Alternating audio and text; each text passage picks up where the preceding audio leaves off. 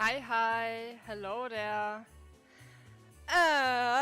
Stream starts later today, because the stages are still not unlocked. How's everyone doing? Hello there, Foxbot. So. Hi. I am good. How's everyone else? This is probably my, maybe my last stream for Christmas time. Fine work done until Christmas, nice. Also today we had like so much work still to do, but now it's finally over. Can't wait until the year ends. It's such a stress at the end of the year. In my workplace we literally have a vacation log. We are not allowed to take days off the last 2 weeks at the end of the year. We only get the legally binding holidays because it's just too much work. Where they had to implement a log where no one can take off. So yeah. Tomorrow only visits and chilling. Oh yeah, I'm also getting a visitor over Christmas to New Year's time. That's cruel. I mean, it is what it is. It counts for everyone. It's not like anyone gets excluded from that. It's the only way to handle it.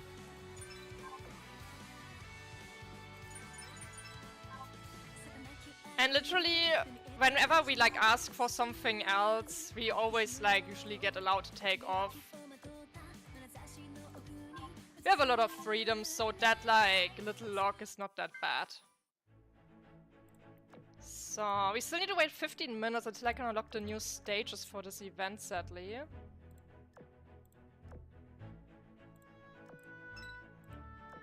So events when you're in EU time zones are pain. Because of that stupid, I need to do my daily free builds. Already got everyone. Probably have to also post my, update my schedule for the Christmas time. Tomorrow, latest.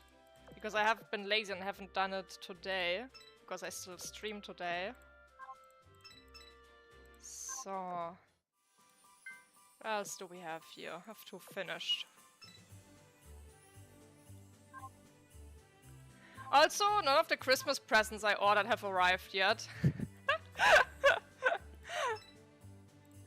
I accidentally ordered one package to my dad's place, and the other stuff hasn't arrived yet, which is it is what it is.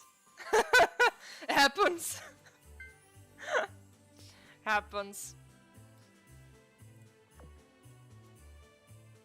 Is this gun good? What is this? I don't think it is. Except for what they get.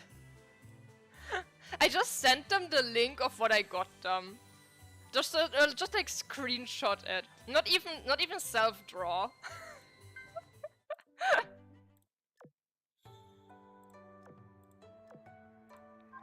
So give me Korea. Perfect. So, yeah. We can look at the timer counting down. 12 minutes still. Unfortunately. Would be fun. Oh, I have a funny story to tell. When I was a kid. This is gonna be so fucked up. So I have a younger sister.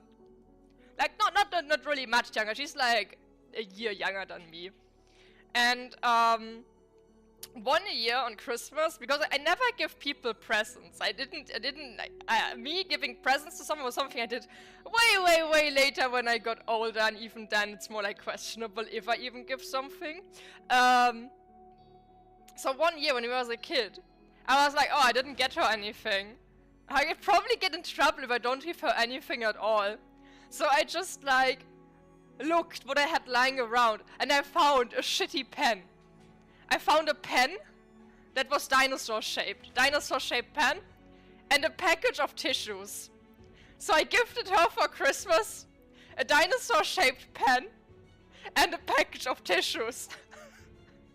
And then later, I gaslighted her into thinking I didn't actually gift her the pen. And then I just took the pen back to myself. I just took the pen back. I was like, no, I didn't give you the pen. It was, I just forgot it in your room. She knows I was bullshitting. I know I was bullshitting. And to this day, we have a running joke that I just keep giving her shitty pens.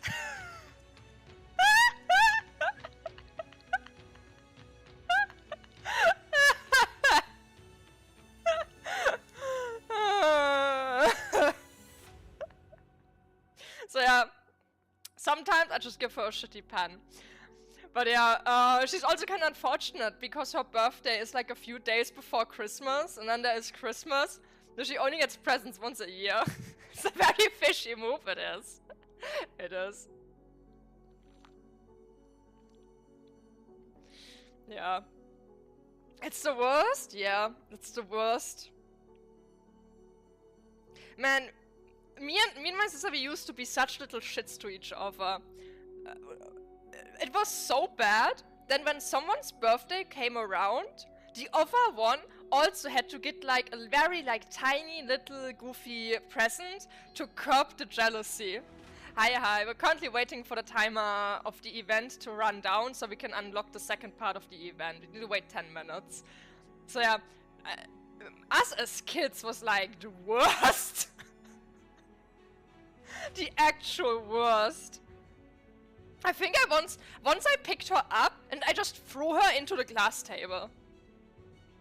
Or we are boxing or something. We're like throwing hands at each other and I just threw her into a glass table.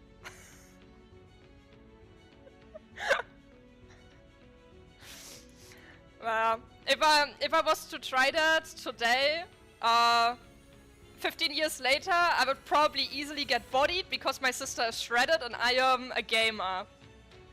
The best thing I can do is curl up like a shrimp and hope she doesn't kill me.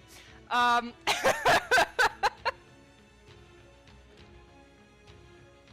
we get along. Just as kids, we really hated each other. I should actually just do some meta battles. I've still like those lying around.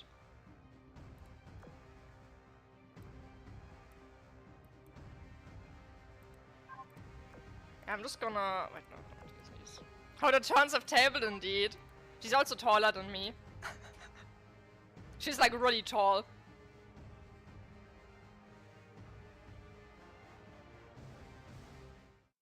I was gonna let a bit of the auto battles run while we have to wait. It just unlocks at 8. This is also the reason why I always lose out the special stage on the the first time it unlocks, because it's just always too late for me to go through the story and then do the special stage. It's just so late for me. I wish they would just stop doing that log. I think that the event time log, it has been complained about since the game came out. It's been 6 years, almost 6 years, 5 years. So long people have complained about the time log. It's still in place. It's not gonna leave anytime soon.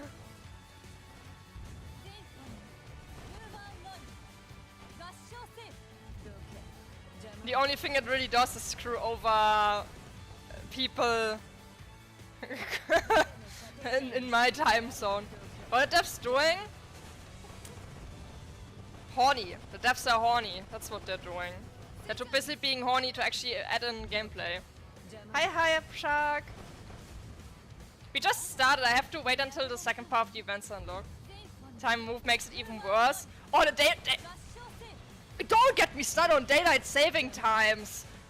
Daylight saving times is a topic that genuinely gets me so mad. It gets me so mad. What a fucking dumb thing to implement. What a fucking garbage piece of shit system. Oh!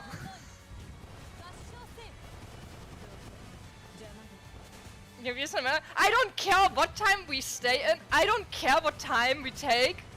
I just want it to be gone. I just want to have one time. Don't swap it. Stop doing it. It is mental illness. Stop doing mental illness. I'm like aggressively doing hand gestures and how much this topic pisses me off, and the only thing it does is make my character wiggle even more. Just like me, for real, for real.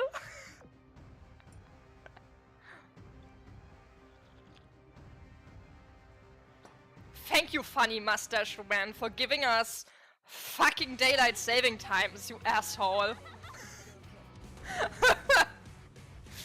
So yeah.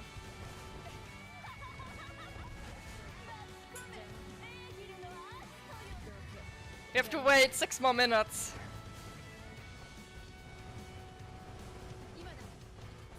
Know what you mean by how many deaths? This game is great. What do you mean? What do you mean? Oh yeah, Foxbot. We can make an entire fleet of just fox girls. Wanna make a fleet of fox girls? There's a lot of them in game.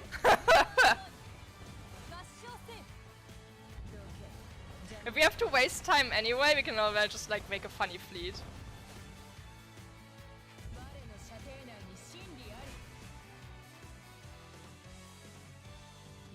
But Floof is not the same. No, they're not underwater. They are ships. They're not submarines. I mean, there are submarines, but the Fox Girls aren't submarines. So this game is balanced, absolutely. So let me filter on Sakura Empire. So we have a lot of Fox Girls. So we have Shinano. Look at this majestic Floof. This is a skin. It's not a normal design, but it's beautiful. Shinano. And that's her normal design.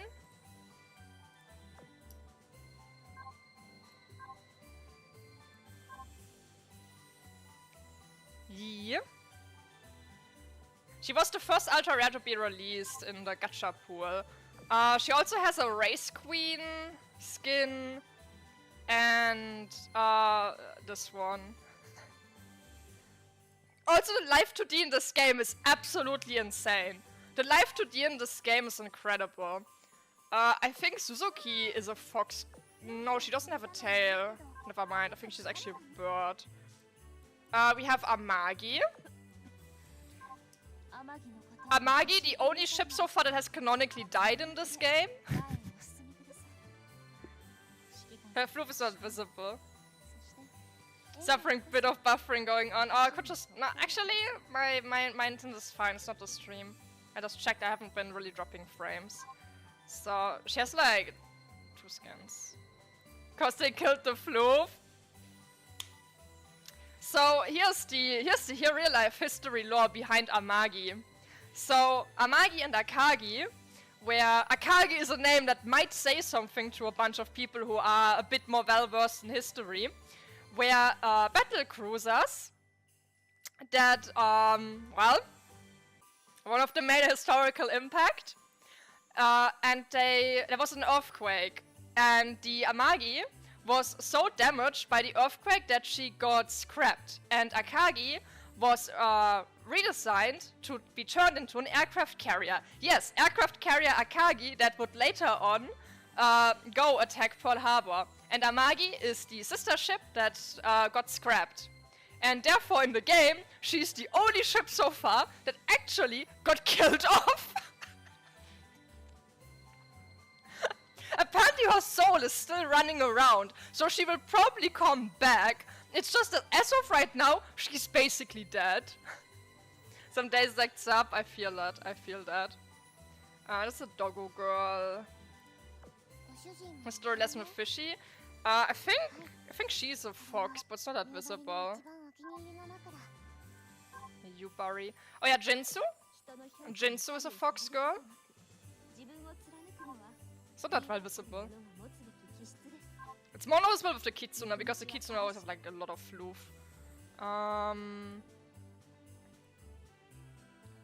Then there is Nagato. This is Nagato. She has a skin where you can actually see a giant fox in the background. Wait, let me get it. This one I can't fully show it. Oops. I can't fully show it because I don't have the skin. But there's like a fox sleeping in the background. Yeah. Then I think Issa is a fox. Yeah, she is one. Issa? I see like her floofy tail here. Then Sendai is a fox. She has a sword. She had a lance. She had a lance.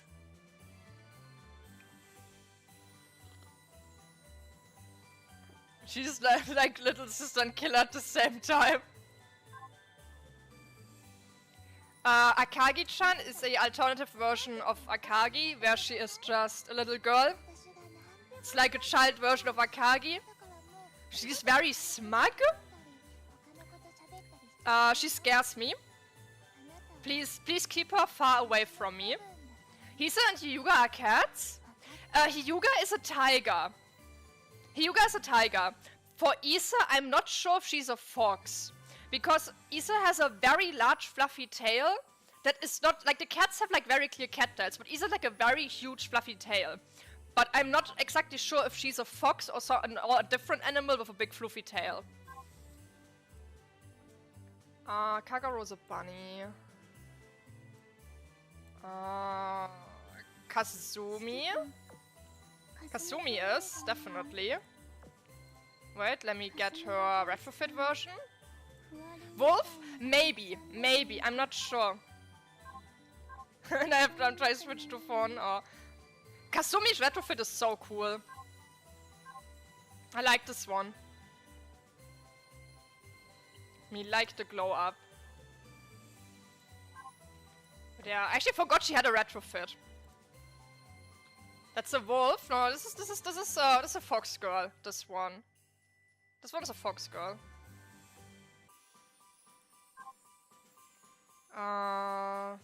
Here's a wolf girl. This is a wolf girl here. She's a wolf. You can see the ears that they're not as long, they're not as pointy.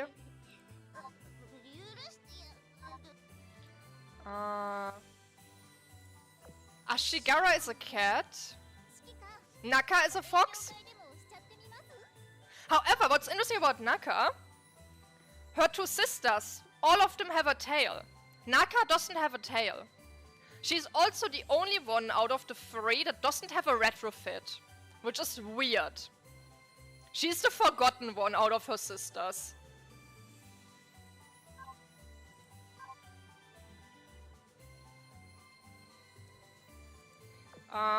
This is Akagi, this is the actual one. Yeah, I don't have a skin for her, even though she has like a billion skins.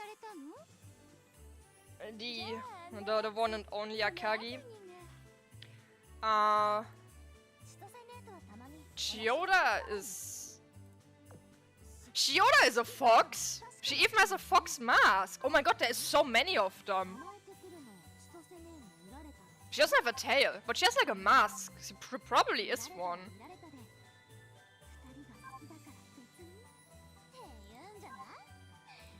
Then, Kaga, her BB version.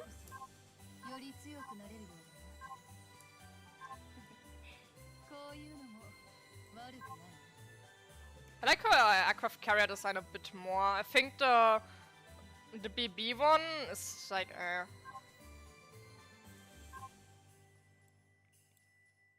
Mutsu, the little sister of Nagato. She always looks like a dog, but she's Nagato's sister, which also means she's a fox. But she always looks like a dog to me. I can't unsee it.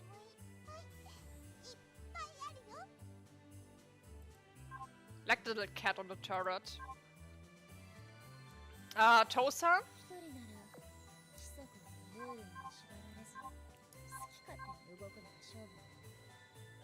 Tosa exists. Don't like the little cuties that much.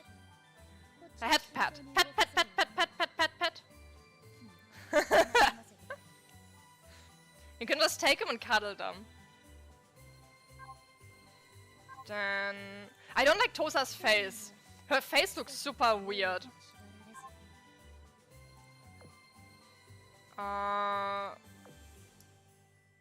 Then Kaga, she has a skin right now. So normal design. Counterpart to Akagi. The white floof. But yeah, they have like a lot of skins. I also have this one. I like this skin a lot because it's the only skin she smiles in. She doesn't smile in every other skin artwork. This is the only one. Peaceful Kaga warms my heart. But I like the dancer one a lot. Those are birds. This is another version of Akagi. It's a special collab version where she is like more music themed. But otherwise her design is basically the same. Also she has like a super scary face. Yeah.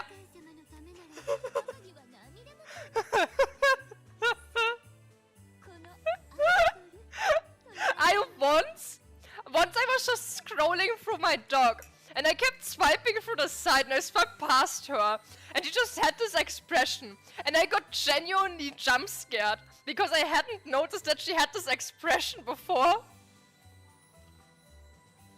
I was like, what the fuck just happened with her? She has just crazy eyes with a tap on her.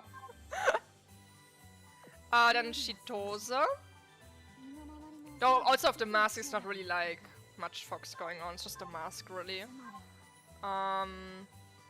Those are doggo girls, cat girls, demon girls, bunny girls. Fubuki.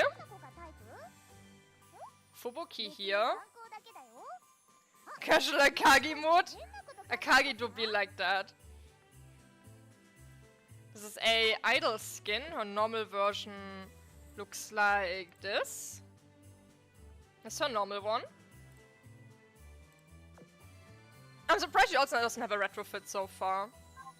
And then this one is great. This was a collaboration. I think it was KFC. I'm not sure anymore. But she got this free skin out of it. It's great. It's 10 out of 10. How can you not love this?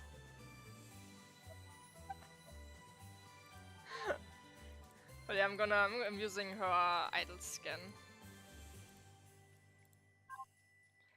Miyuki. She has like also these big spirits, these two.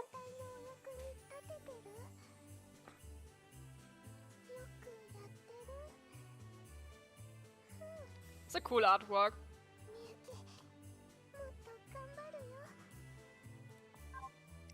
Then Amagi-chan. It's like a little version of Amagi. Big floof.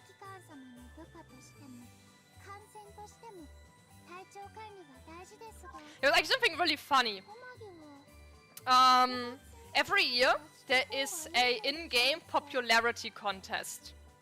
And a few years ago, people were under the impression that the winners will get oath skins, special marriage skins. So a lot of people started voting for ships they wanted to see an oath skin on. And Amagi is very, very popular in the English server. So a lot of people started voting for Amagi.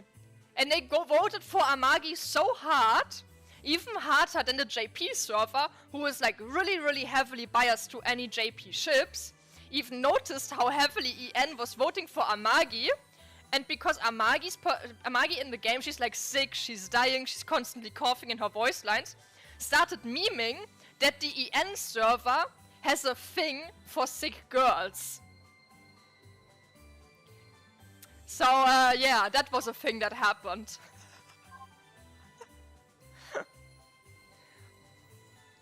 It was funny. It was funny.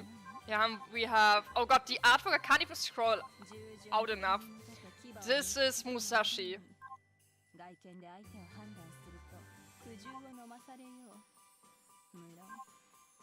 She is the sister to Shinano. They aren't wrong though?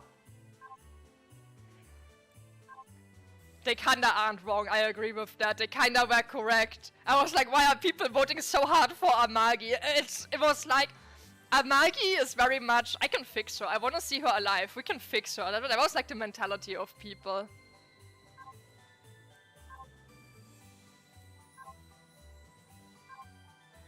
So yeah. Hanazuki is one. Her design is a mess. I have to like focus so hard on what her outfit is supposed to be because the lower half is so messy. It is... this design is horrible. It is so messy. You see like the top half of the character, then you just go to the middle, then you see like the legs and like the lower dress part, and it's like, what the hell is going on here? Because there is like, they made a window for the dress in the front, but the dress is also multi-layered, but the dress also doesn't stop, so just like the window closes again at the bottom. But she like also has her arm in the front, holding a torpedo, like torpedoes here, and it's just, what am I looking at? This design is horrible. It's horrible. Oh, Kinogasa is like classical. Just a classical red fox.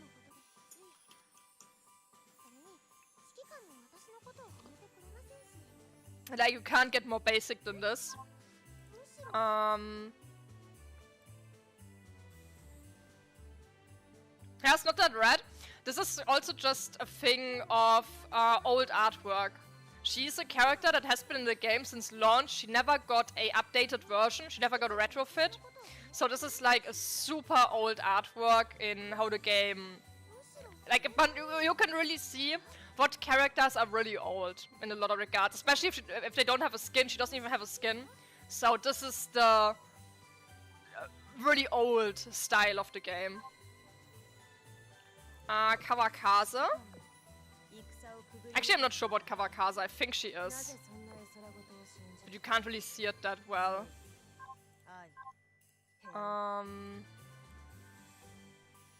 What else do we have? We have so many ships here.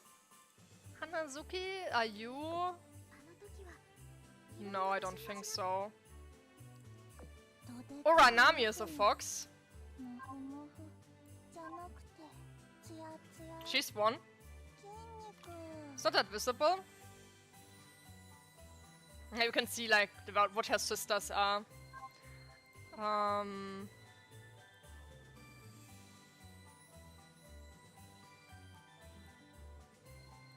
Nizuki? He's like a little cutie. It's like super old artwork. Does she doesn't even have a skin. Oh god, I never noticed. And then Azanagi is the last one. This is the last one we got.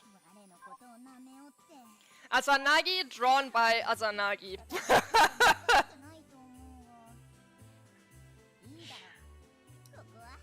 If you recognize this art style, you know, if you know, you know. If you know, you know. That's all of the Fox Girl. Also, we have now unlocked the stage. We can now go. Let me just feed my ships.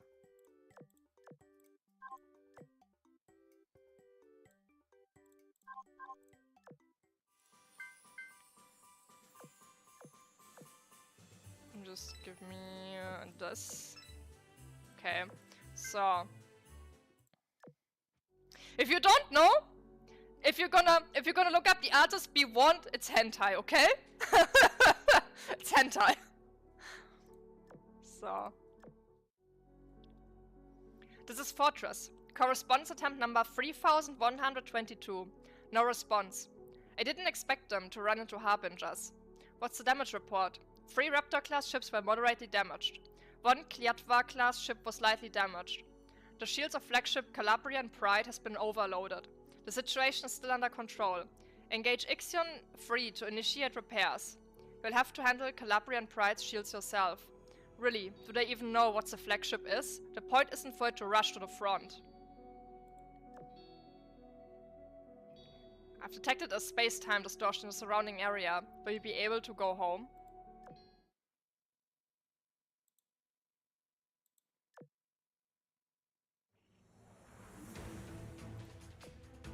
So, level 90 minimum.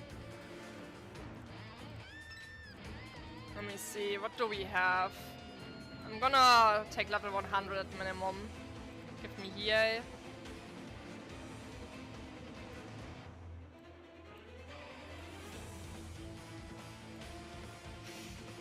Where does 100 start? Okay, Hosho.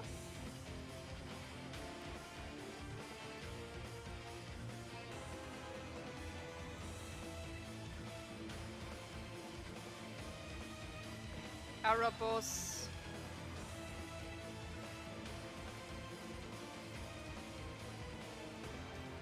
Bulk.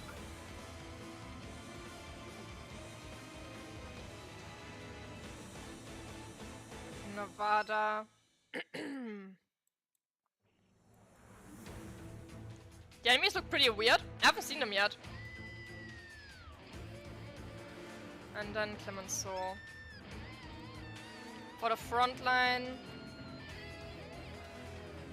Wall of Waifu? I have every waifu in the game.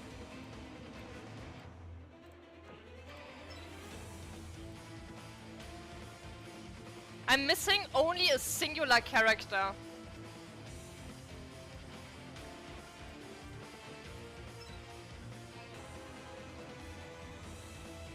Still looking for a match. I'm just taking, I'm going by levels because I wanna use ships that I can still get a bit of EXP on, and it is a bit more fun to just like pick it a little bit random to just also use characters I normally just wouldn't end up using.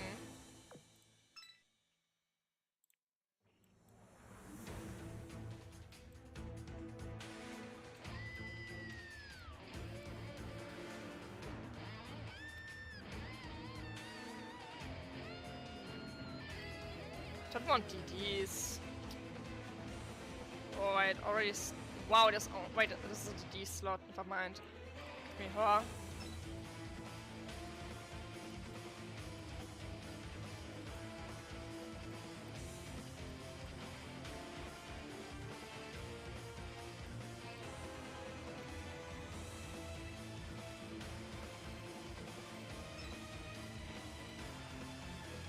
So.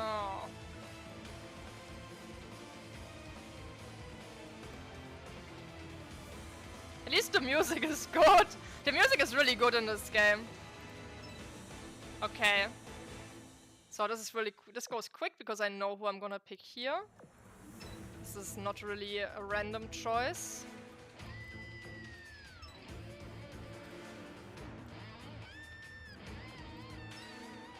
And we'll give them gear. We probably don't have gear. Yeah, they don't have gear.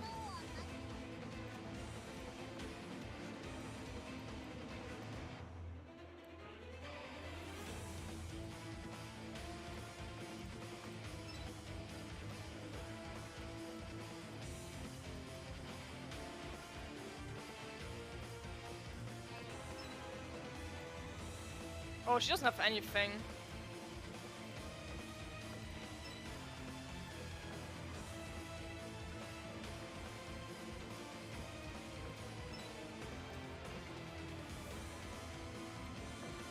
We'll just take this. Whatever, even if it's garbage.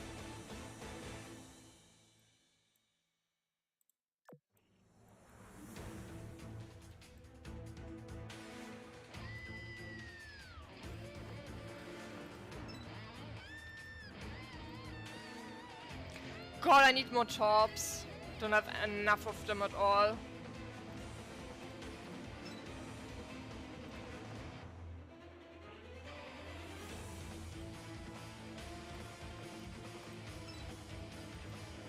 I need to just like go open random boxes at some point for gear.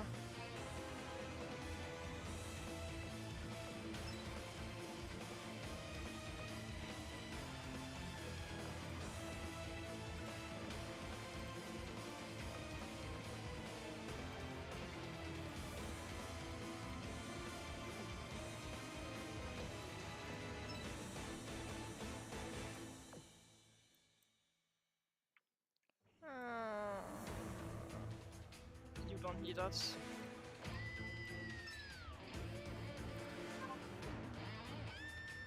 So that's Fleet 1 geared up. Ah, she actually has a pretty good gun equipped. When did I put that on there? Can't remember.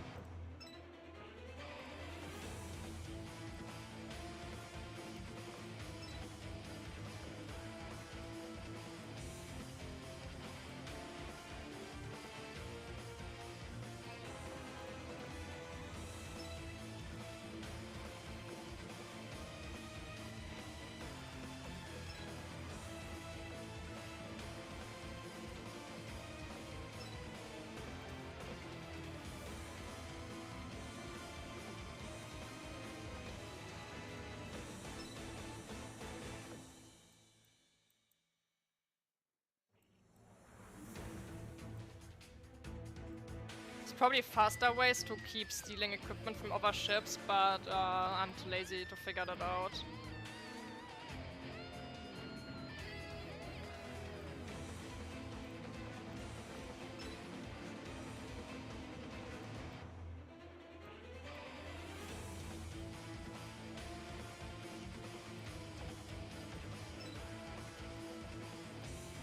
Oh right, this one has a gun!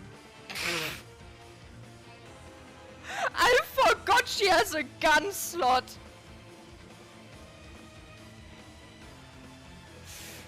Ah yeah, she's an aircraft carrier with a gun.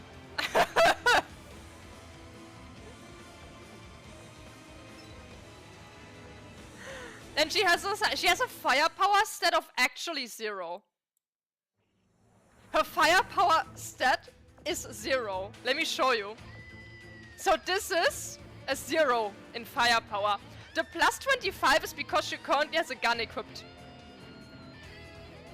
It's a 0.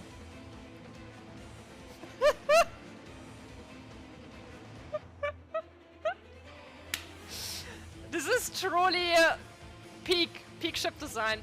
But yeah, the reason why she's still quite useful, she has a EXP buff. She has an EXP buff, which kinda makes her decent. So yeah, if you need to level up stuff, that's when you use her. But let me tell you, there's other ships who also have an EXP buff for aircraft carriers who don't have a gun equipped.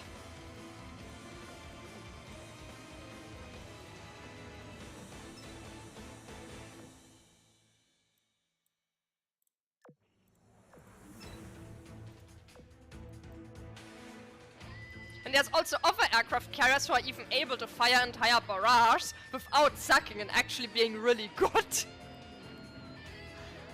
So she is one of a kind. Okay. So this is... Should I put Erebus here? Whatever. So you to the front. This is fine. Okay, go. Warning, distress signal received from a council beacon. Per protocol, we must go to the rescue immediately. A United Council beacon? Then we received communications from home. Coordinates pinpointed. Let's change course, we're going home. No, we're going to save our home. Somewhere in an unknown location, the Twilight Sea was covered in a veritable layer of wreckage. We got away. Princeton, where are we? Princeton? Princeton, where are you? Nobody answered Luffy's calls. There were no signs of life on the sea, so calm that it looked like a mirror surface. Princeton is gone? Luffy, can you hear me? Guam. I saw that ray of light come down from the sky, but I didn't think it would be you. Are Princeton and Northampton with you? Northampton left the exercise early. Princeton was with me until just a minute ago. We were running from the black tornado, and then she was gone. Running from a black tornado, so were we. Wait, you and Princeton got separated. Luffy, don't move a muscle, I'm on my way. When I went to the coordinates the Arbiter gave us, I was warped here. It sounds almost supernatural. I thought this was a simulation, but then Devil suddenly started talking. It was so scary. All this crazy stuff is happening, I can't even broadcast it. Princeton was going with Luffy to the exit, but she disappeared when Luffy warped here. We can't reach her over comms, maybe she was warped somewhere else. Why do I feel like I've been dragged into a hot mess? San Jacinto, where's the tornado? It's not chasing us, is it? I don't see it around. It looks like we managed to get to safety. Constellation? Huh? What's going on? Louisville, Flasher, Laffy, why are you all here? More importantly, where are we? So it's a long story. Do I have to explain everything again? If you don't mind, Luffy, pretty please.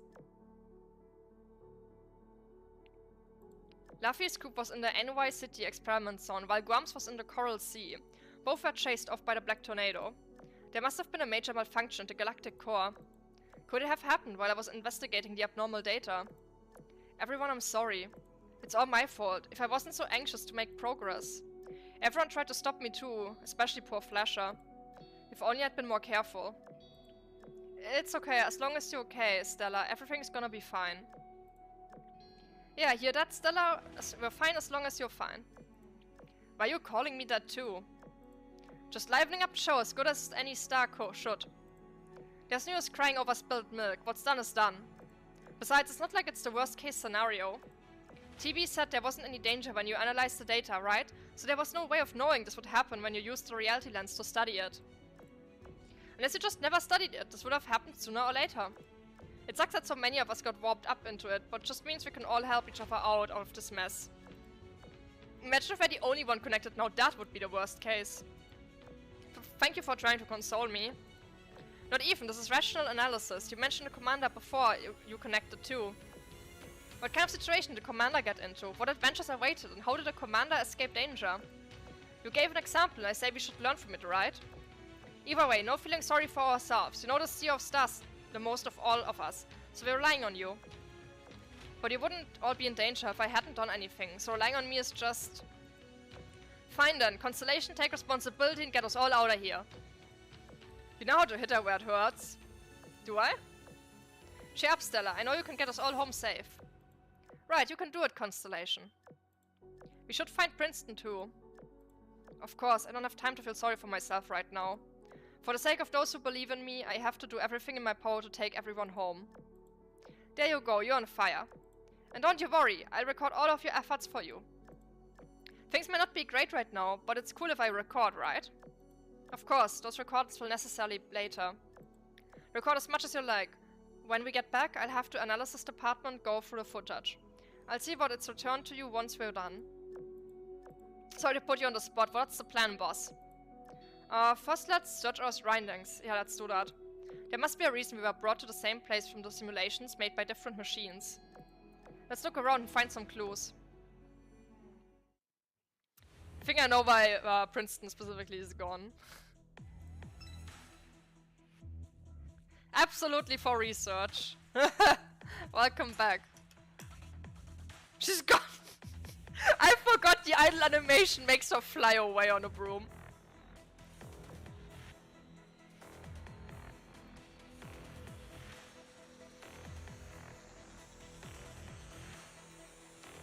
Erebus be like, adios. Interesting enemies. Is it a fucking PC fan that I'm fighting? What's going on here?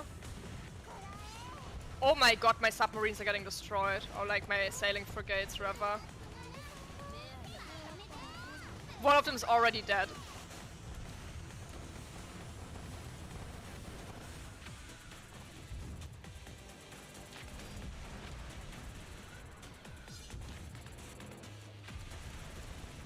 What the fuck am I fighting? It doesn't take damage.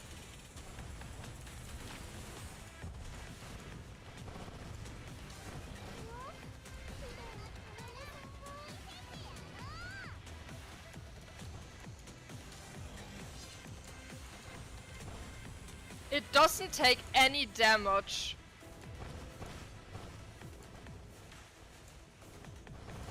Huh?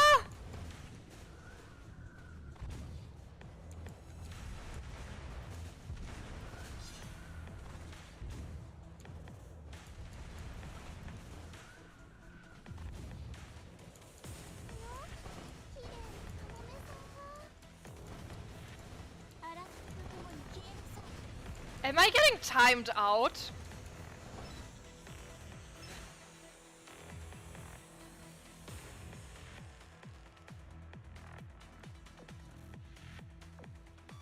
What is going on here? Ships have decreased aggravation, take more damage. I need to bring stronger ships.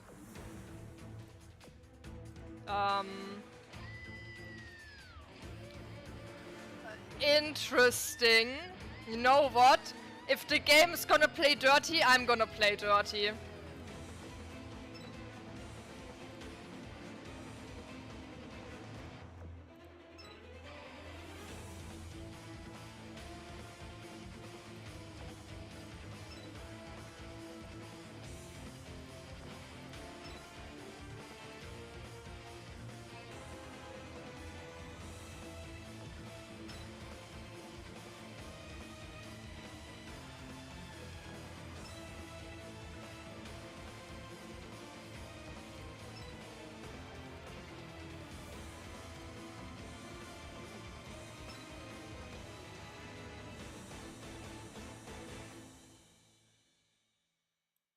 Oh wait, this is a BC log.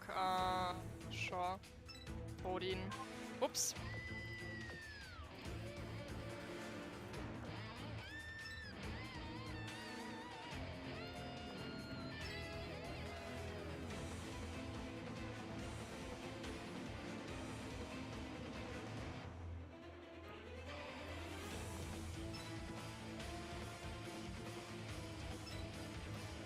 Okay, fine. I'm taking off the gloves.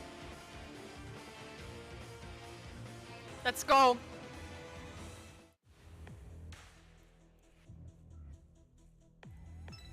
Get fucked, idiots.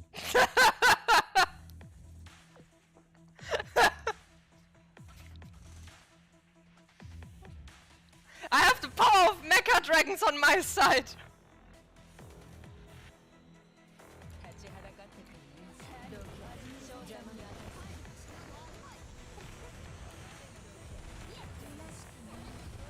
And it's dead.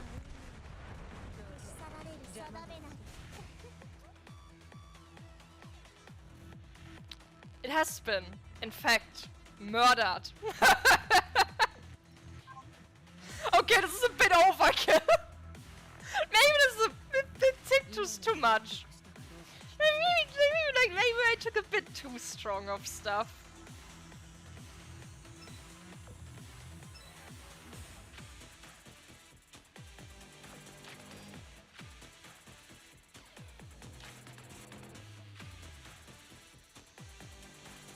I'm gonna take a slightly weaker stuff after.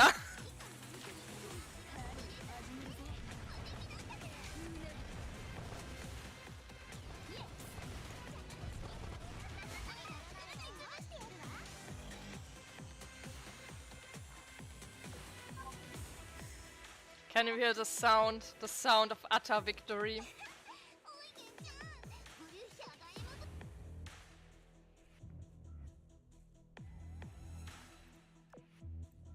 Complete and utter destruction.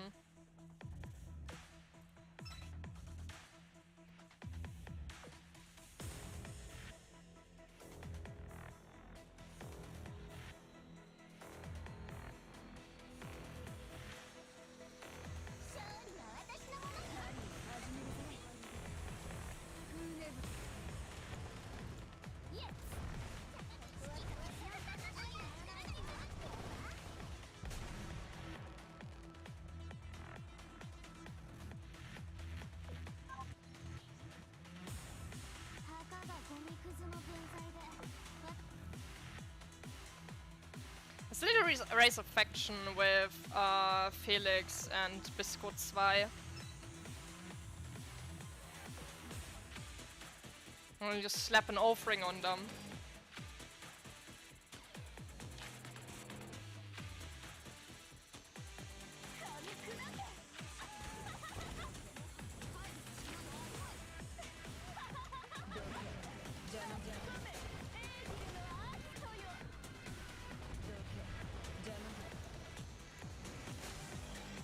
I don't know why, but the enemies look like PC parts.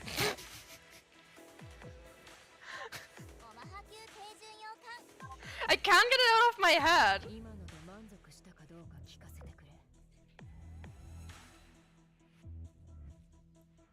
This is like RAM. This is a RAM. Stick of RAM.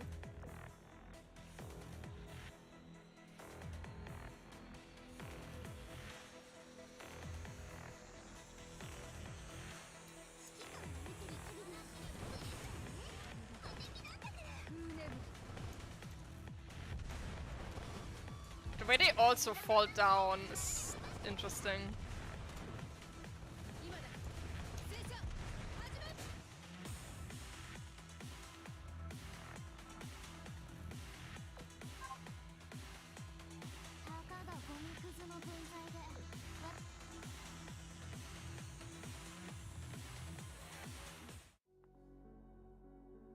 Stella, my salvager's picking up a strange reading. I knew there had to be something that gathered us all here in one place. The signal source is underwater. I'll go have a look-see. A while later, Flasher resurfaced with a metallic object in hand.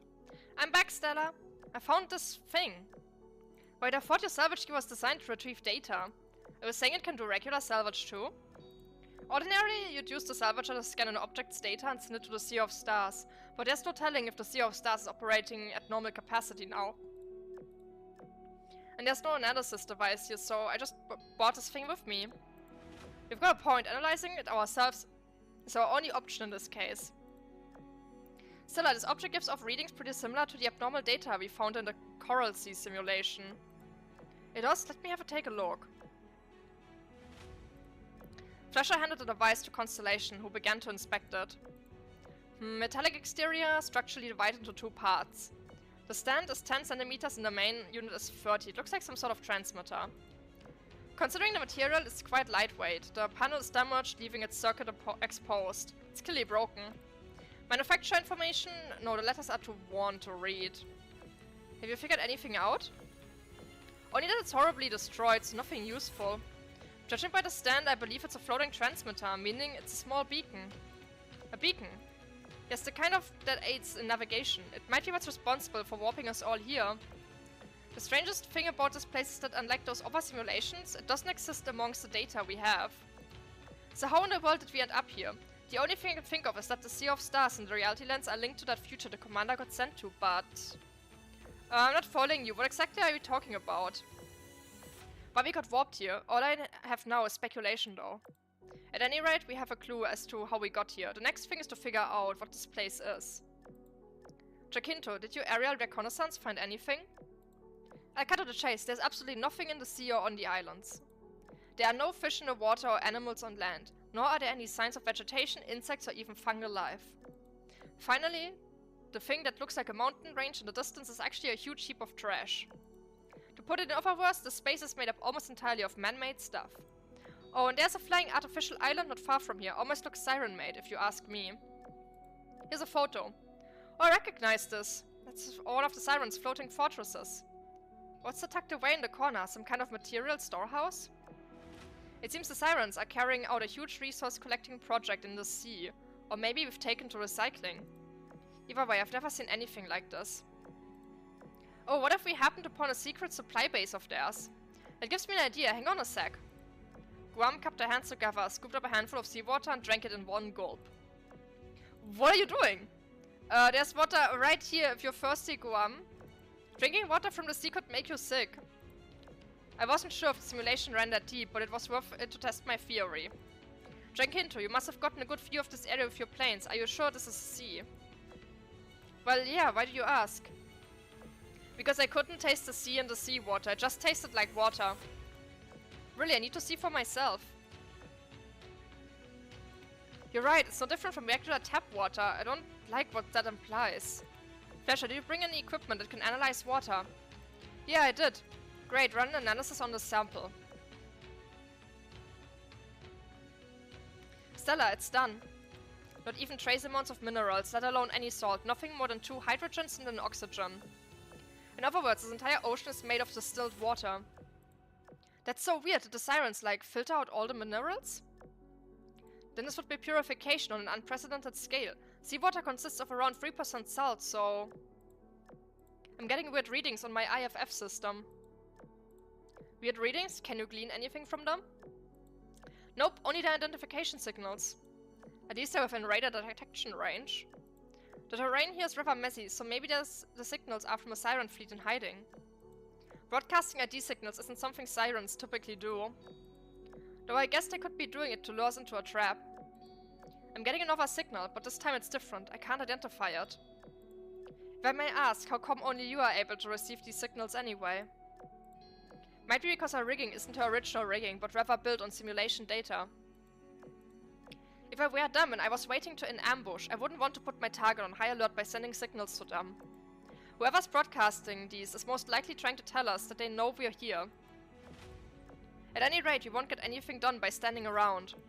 Luffy, send an identification signal back, we'll see how they respond and go from there.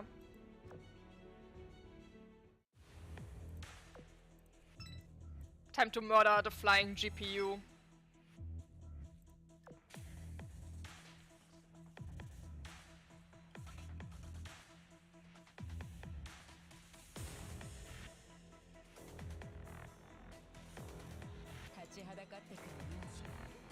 Never mind cutscene.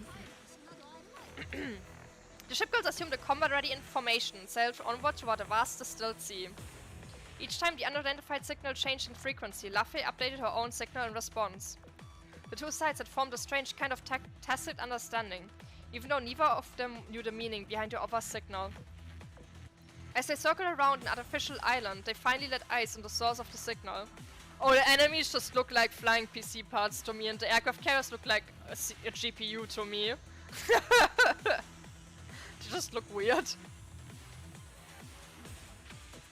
Is that fleet of warships floating in the air? I'm not seeing things, am I? You're not, their hulls are definitely not touching the water. If I had to guess, they're floating at least 10 meters above the surface. There are so many of them, but they don't show up on the radar. Whoa, are they rocking the same stealth tech as the Ashes? Pardon my potty mouth, but holy shit. Ashes camouflaging themselves is one thing, but these are 100-meter long ships. Regardless of how unbelievable the ship girls fought it, the very real fleet made up of dozens of ships was slowly approaching. I can't, they just flew across the screen. You know, they just fucking flew across the screen. They have several corvettes and what looks like battleships and aircraft carriers. The biggest one has gotta be their flagship. Probably, yeah, it's over 1 kilometer long. It's more like a fortress than a ship. And to think we call our simulation opponents the fleet of the future. This fleet makes those things look like toys. What in the world are these guys? You tell me, some science fiction Starfleet, I guess. They're sending us an unencrypted broadcast.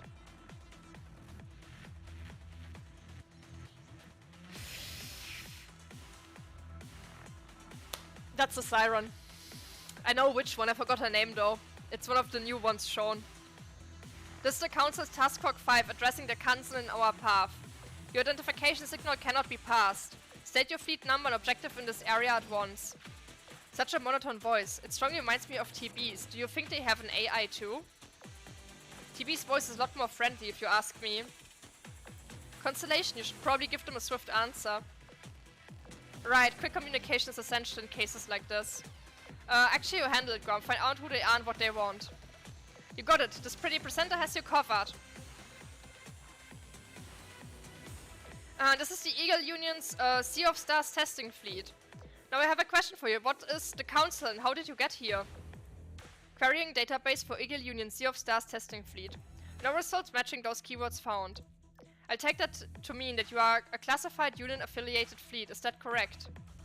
It's not wrong considering how hush-hush the Sea of Stars is. So yeah, we are a classified fleet. Activating scanning module.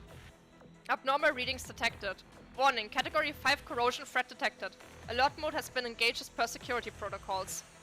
What is a category 5 corrosion threat? Warnings, that doesn't sound good. Order, explain why the council beacon in your possession has been damaged. Order, provide the current location of the fleet to which the beacon originally belonged to. Order, lay down your arms and submit to an inspection. Hey, what's this all of a sudden? We found the beacon just lying there underwater. We have no idea who it belonged to. Also, lay down your arms. Fat chance. Who do you think you are to boss us around? Repeat, this is the Council's Task Force 5. Order, lay down your arms and submit to an inspection. Thanks for the non-answer. What the hell is this council anyway? Diagnosis. Kansen group has been exposed to category 5 corrosion. Corrosion stage initial. Symptoms, hallucinations, cognitive dissociation. Corrosion source, harbingers. Recommended actions, neutralize targets, non-lethal if possible. Following neutralization, administer sedative agents and cure corrosion. Initiating anti-corrosion measures now. It sounds like they think we're infected of something. Poor you, Guam. Is that how you see me? As some hallucinating whack job? Now I'm angry. Whether you're an AI or not, you obviously got junk for brains. You're not even 100th, no, 1000th as good as TB. I'm gonna send you to the scrap heap.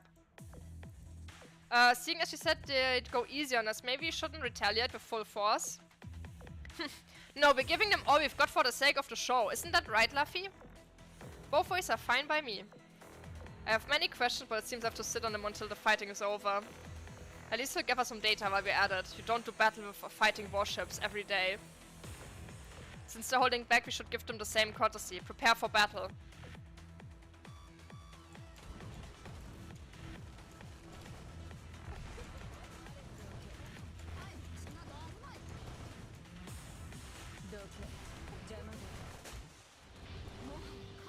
Okay. Oh, that's the fleet we've been hearing in the black screen that has been stuck here.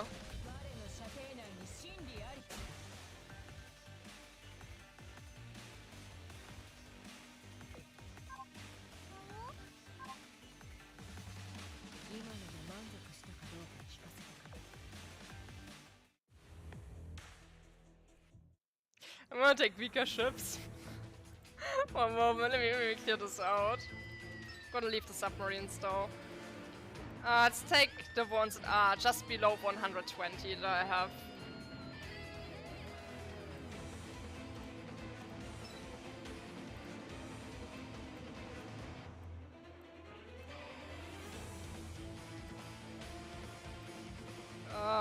Nagato.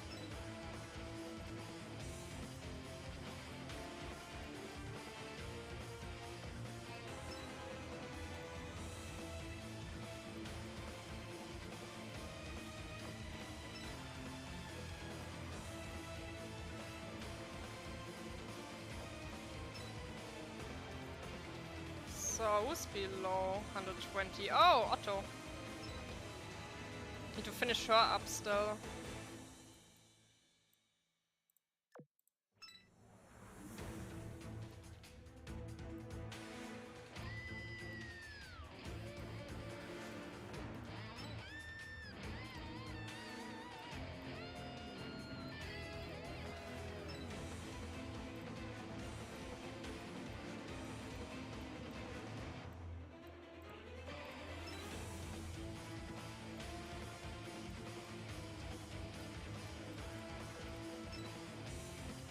So, you have gear, you don't have all gear.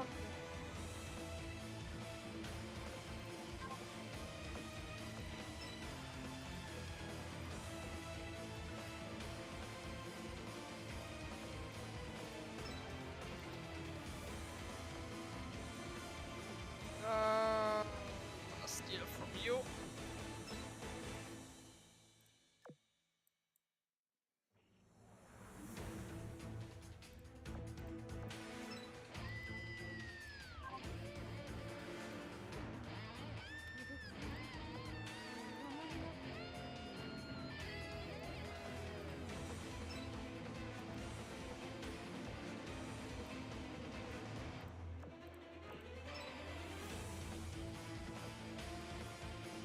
Also gonna give them some stuff that's already more leveled up.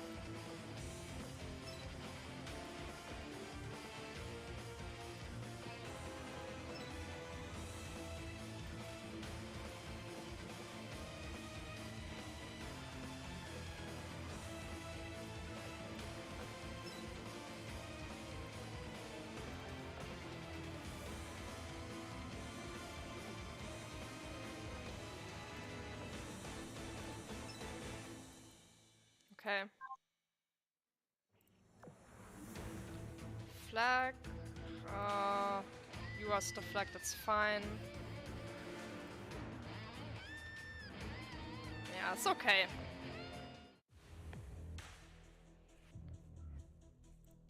Let's fight the PC fan.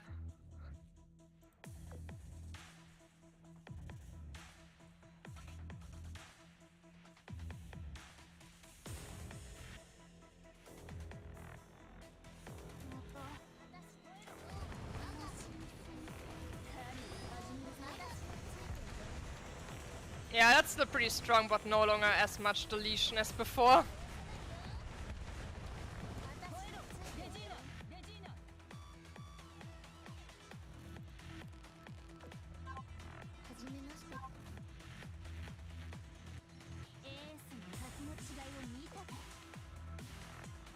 Party? What with party? Oh, the music. The event music is pretty good. I need to check later if there's already like a someone already uploaded it on YouTube.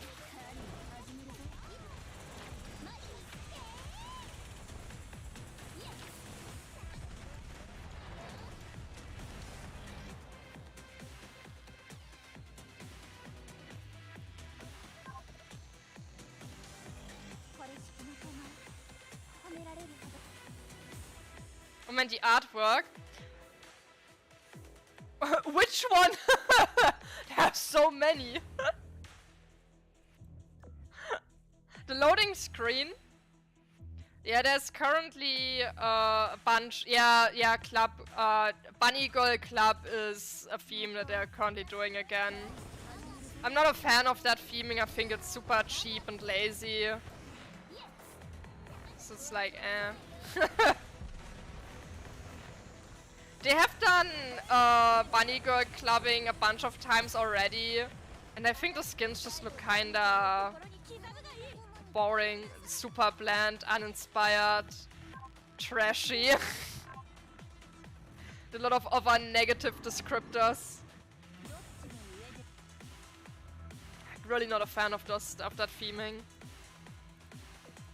There's so many cooler things you can do with like going to a club and partying. And they just took the most boring one. Like the bunny suits that they do, they aren't even creative. They're just so goddamn basic where it's like... I'm getting bored looking at. Booba sells well, but here's the thing.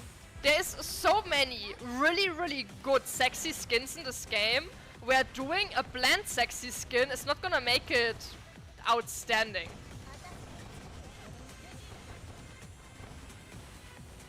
The laziest themes are just stuff like bunny skin, boring swimsuits and stuff like that. It's like the skin is like really, this game has like really good skins overall. But like, stuff like that is just, it bores me.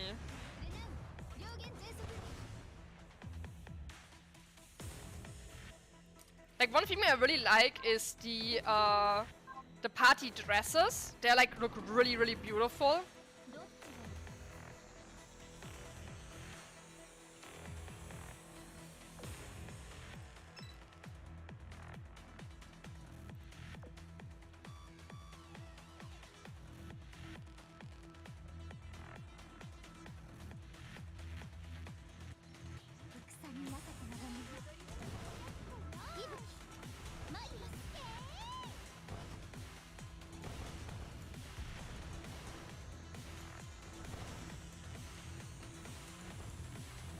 I think overall, I don't like basic themes. Same with like maid skins. I also don't like maid skins. I just have like a personal issue with the basic stuff. It just comes down to taste.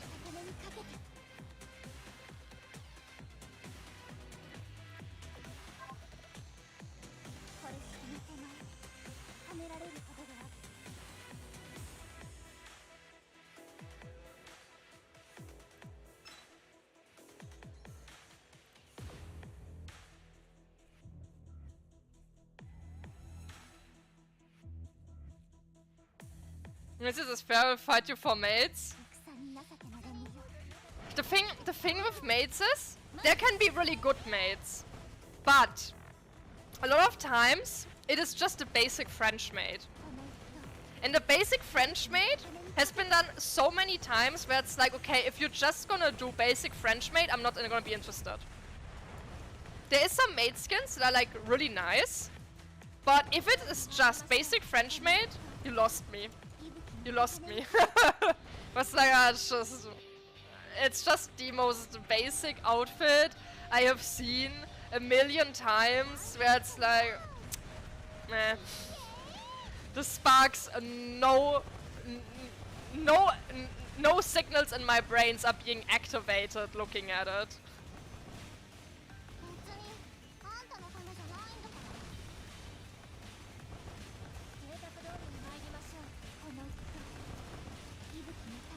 Kobayashi's Dragon Maid? I tried watching Kobayashi's Dragon Maid and I didn't like it. I was like, some of the things are like super cute, but I hated Kobayashi herself. I just couldn't stand her. It was just like, some scenes were like super cute, and then whenever there was like a scene with Kobayashi getting drunk, I was like, man, you suck. It's super cute. I don't know, I can't see maid skins as cute. I think they just have been ruined for me, where I don't think it's cute. It's just like, eh. Wait, let me show something. You have bad taste? No, it's just my taste. It's not bad, it's just my taste. May, there it is. Like, this is... I don't like her face in this one. This one is a nice maid skin. I like it because the artwork has like an interesting background, and she's posed in a way that is not just standing around. This is like a cute maid skin. This one is trash. I hate this. What the fuck am I looking at? This looks like an alleyway hooker in a bad way. This is like an interesting maid skin, because it is just a lot more fancy. This one is pretty cute. It doesn't have the basic black and white color theme. You don't even like notice that she's like flat out being a maid. It is maid. It is just not the basic one. That's what I like. This one's ugly. This one, I don't personally, I'm not a fan of this, but it is a different style of like outfit, which I appreciate. This one's pretty cute. I like this. It's another non-basic one. This one's okay. This is boring. This is boring because this is just, oh look, the maid is kneeling down, haha. Absolutely boring. No neurons are firing in my brain looking at this. This artwork bores me. This is cute. This is cute. This is... I don't like the underboob. The underboob ruins it. I don't know what the hell is going on here. This is a good one. I like it.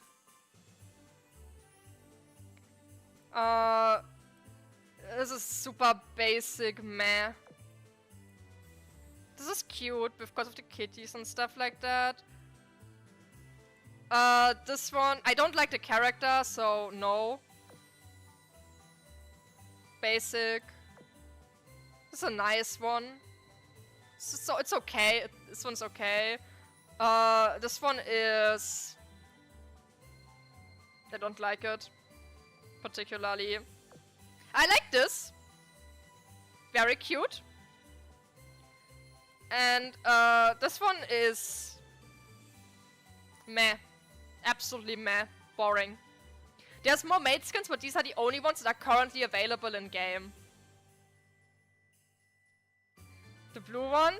This one, I don't like the character. This character is absolutely ugly in my eyes. I just don't like her.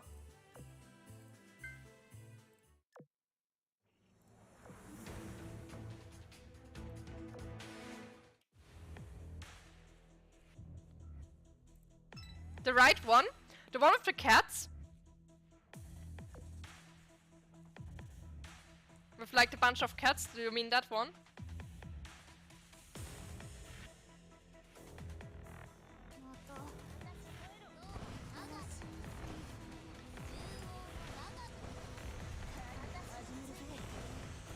But yeah, about Kobayashi's Dragon Maid, it just didn't click for me at all. The Halflings of Maid and Shrine Girl. Oh yeah, yeah, that one. I guess it's, for me it's just okay. I don't feel anything about that skin. It's not ugly. It's not particularly interesting. It's just so okay. It's mid.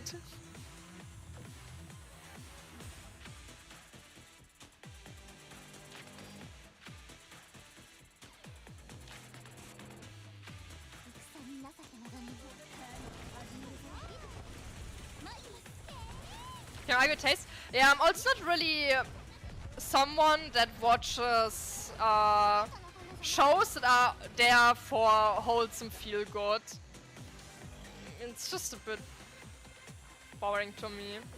I'm not the target audience.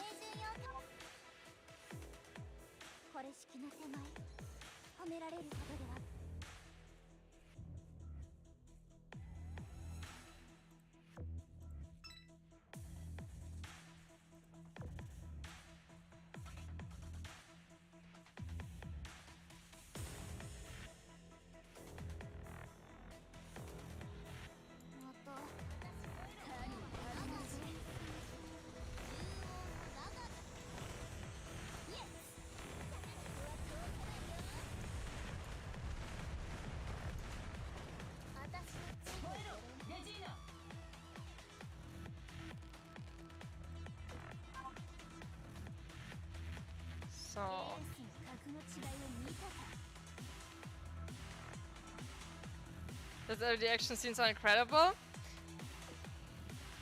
I think I only saw season 1. I didn't get to season 2. Can't really remember if there was like any particularly action like.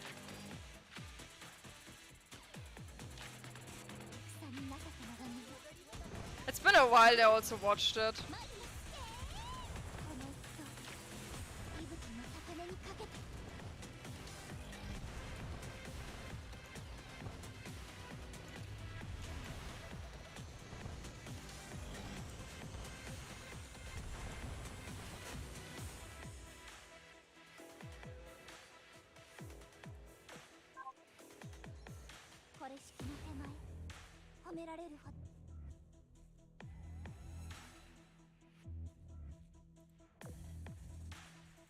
The reason why I watched it in the first place was they had a collaboration with Alchemy Stars back in a few years ago.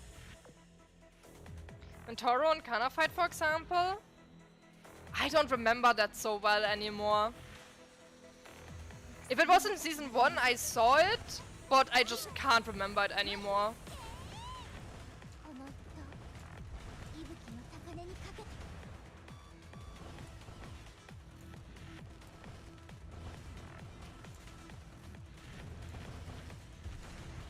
It's funny how I can still hit the enemies with torpedoes because of gameplay, but the enemies are floating in the air, so how the hell are they being hit by torpedoes?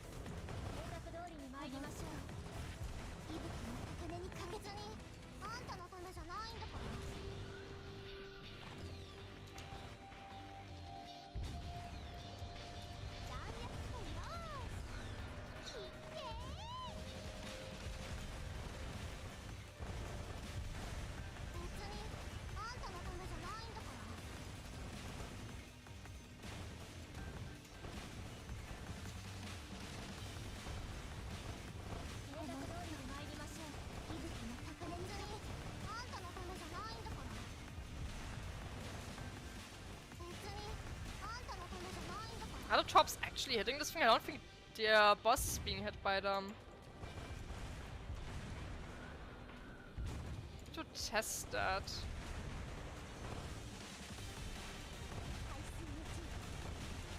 Okay, does this hit? No, it does hit, yes. It's just that the hit of the pointing, like the area where it actually detects the hit is like very far inside the model, so it's not easy to see.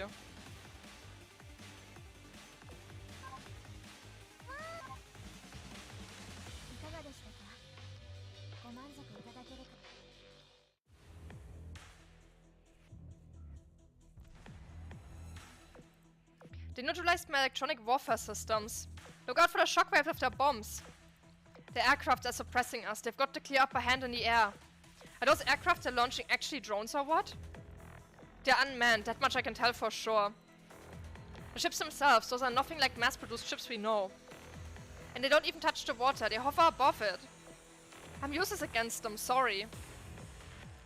There, it's okay, it's not your fault. Is that why they fly, as a countermeasure against submarines? But surely it takes an inordinate amount of energy to keep them airborne. Maybe energy cost isn't a big issue to them, like if their energy source is practically limitless. We're struggling here, Constellation. Should we retreat? Jacinto, create an escape route. I'll stay here and try to hold out a little longer. They don't want to sink us, and we need to take advantage of that. Keep fighting, get as much data as possible to bring back home.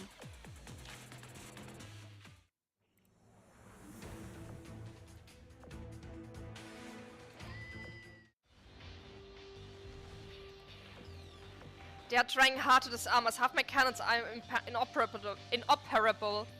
Stella, my reliable and sweet genius. Can we please retreat already? As much as I'd like to gather more data, you're right. We'll be in danger if we stay any longer. Jacinto made an escape route for us. Let's retreat it to the Siren base I just marked on the map. If there are any Sirens there, they're more likely to target the flying fleet than us. Good thinking. And while they're duking it out, that's what we go off to dodge.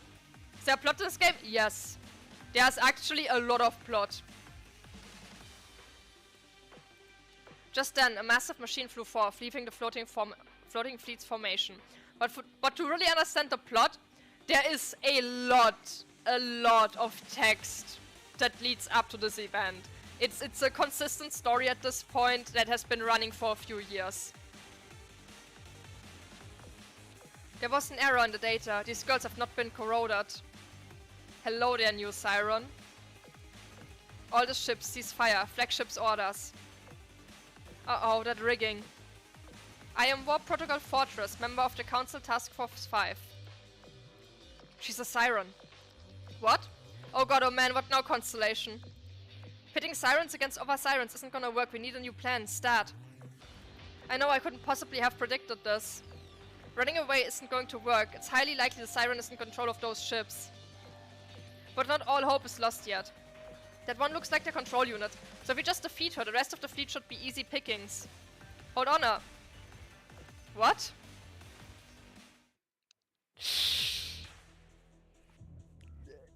She is insane. She is sane. To explain what an Opera Girl was. So, the main faction we are fighting is called the Sirens. The Sirens are massively advanced AI. However, they originally weren't inherently evil. And this one we're encountering right now, actually, they're also actually called Antiochus. Like, Siren is just the name that has been given by them from people who don't know what they are. The one we seems to have encountered doesn't really count to the Sirens and is more like a Antiochus as intended.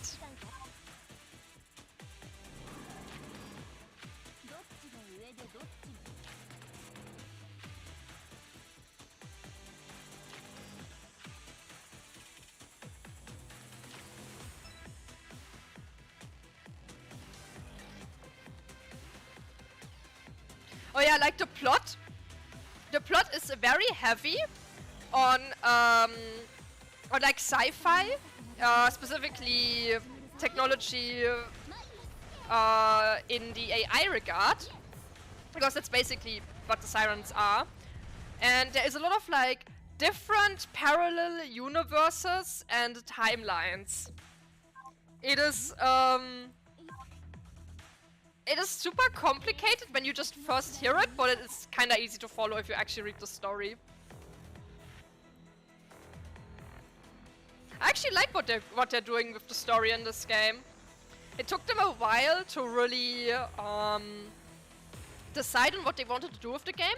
It's like the first like 1-2 years aren't really they weren't really that story accurate. Like they didn't really have much of a story going on. And only like from the 3rd year forward they really sorted things out and got an actual plot going.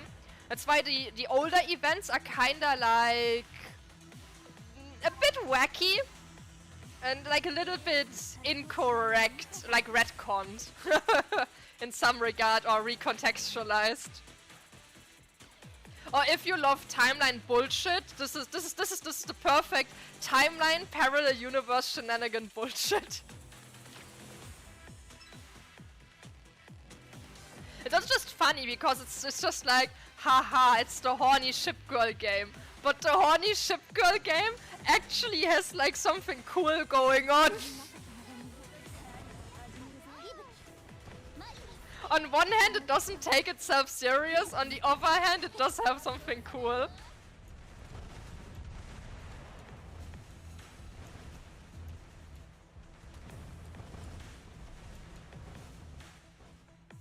And the player character is called the Commander, who essentially is like someone that has like a special connection to the way ship girls function. And the dock where the player has like collects all of the ship girls and stuff like that. It's called the perfect timeline, where the Commander just lives with all the ship girls. And that's its own timeline. So your own dock is your own timeline. But whenever there's actual story happening, it's like a different timeline, haha. Did it involve timelines that I expect from the series of Loki? Oh man, I don't watch anything with Marvel. I watched like a bunch of I really like timeline plots, but they're super difficult to do. They are very difficult to pull off. So whenever it gets done well, I'm like, yes, peak fiction. Love it. 99% of the time it's gonna be shit, but if you hit that one show, like that one like game or media that pulls off timelines, right, it's like satisfying as all hell. It's so satisfying. Oh come, I just don't like Marvel. It's no. Hell no.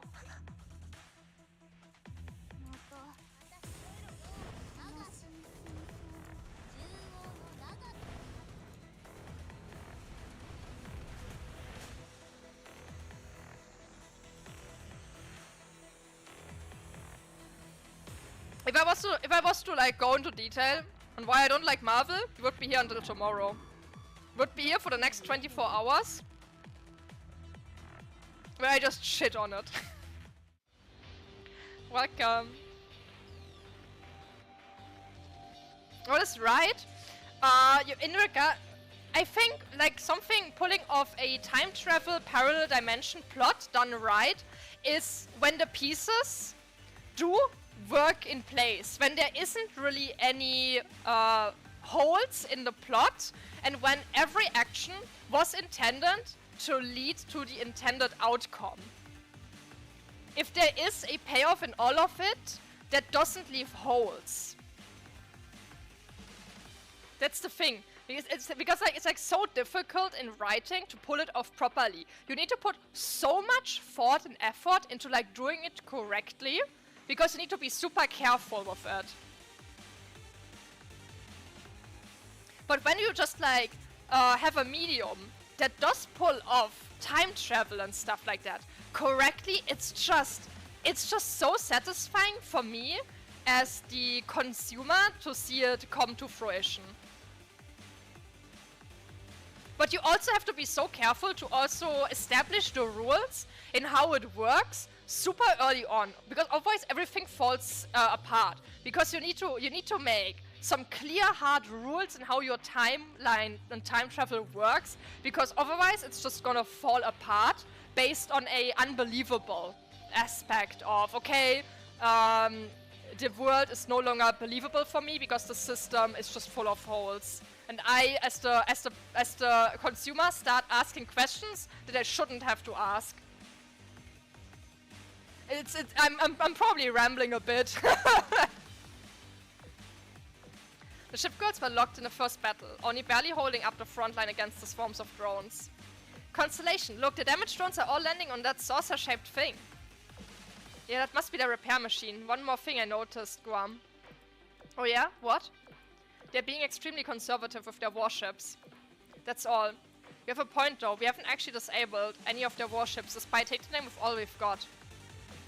They retreat back as soon as they get slightly scratched up. Hell, some of the sirens use themselves as meat shields to protect their warships. Like a lazy escape for the plot? Yes.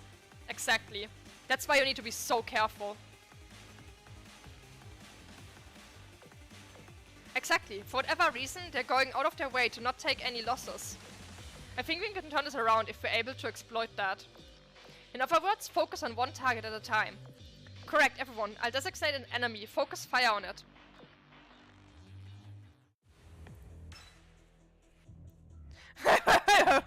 Look at her head!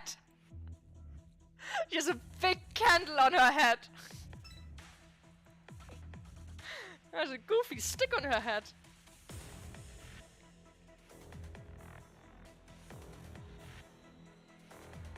Because it's hard to find any that good. Yeah, it's super rare.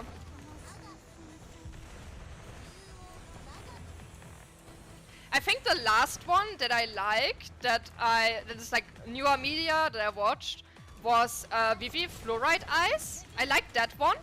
There was one particularly plot point that I didn't like. That was a bit, okay, yeah, it's a bit bullshit. But it wasn't the time travel aspect. It was like something unrelated to that. I can recommend that one.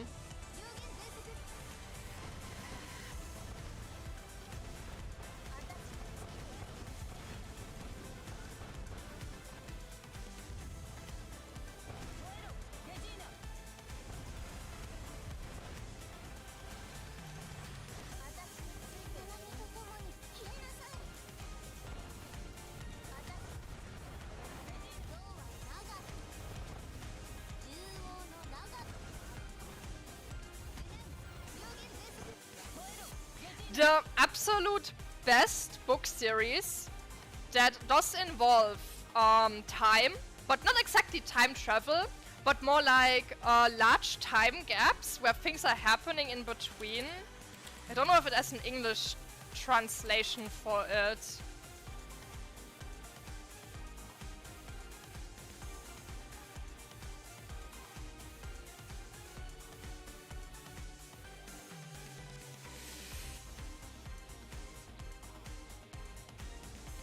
Is it?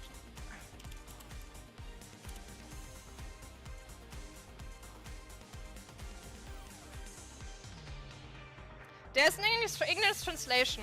If you want to read a really, really long but really good book series where the aspect of large time gaps in the story is intended for like the entire overall plot, I can really recommend The Elfen from Bernhard Hennen. But it's like a really, really long book series with like a lot of multiple books where you basically read The Elfen, which is the base book, and then there's like a bunch of other books that happen in between the large time gaps of the first book that you read.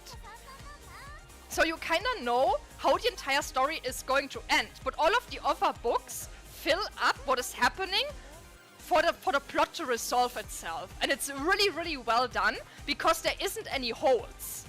And it fits like perfectly in. It's really well executed. I'm in the Underdark. Any tips for BG3, by the way?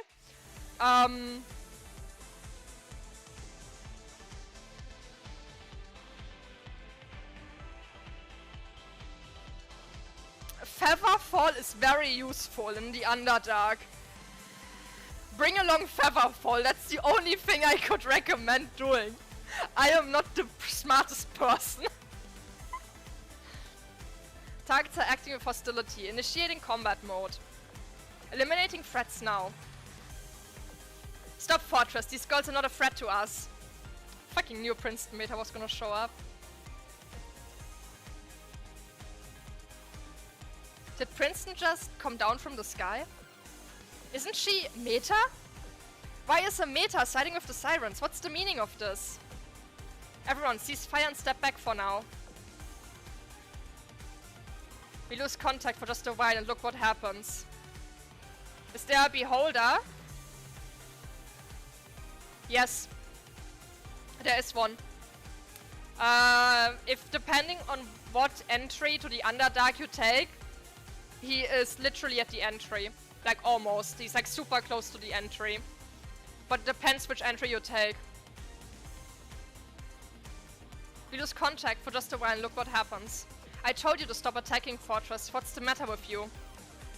They attacked me first. Don't make excuses. Exactly, the temple. Yeah. Miss Silver Fox has summoned you. She probably wants you to fix our comm system, so things like this won't happen again. Fine, deal with these girls for me then. Hey you, Kansen. Who, us? Who do you think? Yes, you. Are you really with the Eagle Union? Why did you attack one of the Coulson's fleet? And after I expressly asked Miss Silver Fox to double check that you don't have any corrosion on you. I can't cover for you if you attack friends and foes indiscriminately, you know? Which of you is in charge? Who gave the order? Princeton is fuming.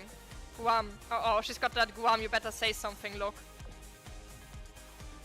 I'm Eagle Union Large Cruiser Guam, hull number CB2. I'm in charge of this fleet.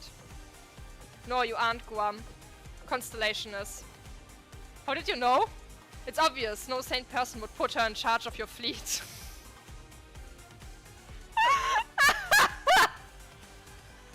Man, Guam is being shit on so much. No one trusts her with anything. New ultra rare, by the way.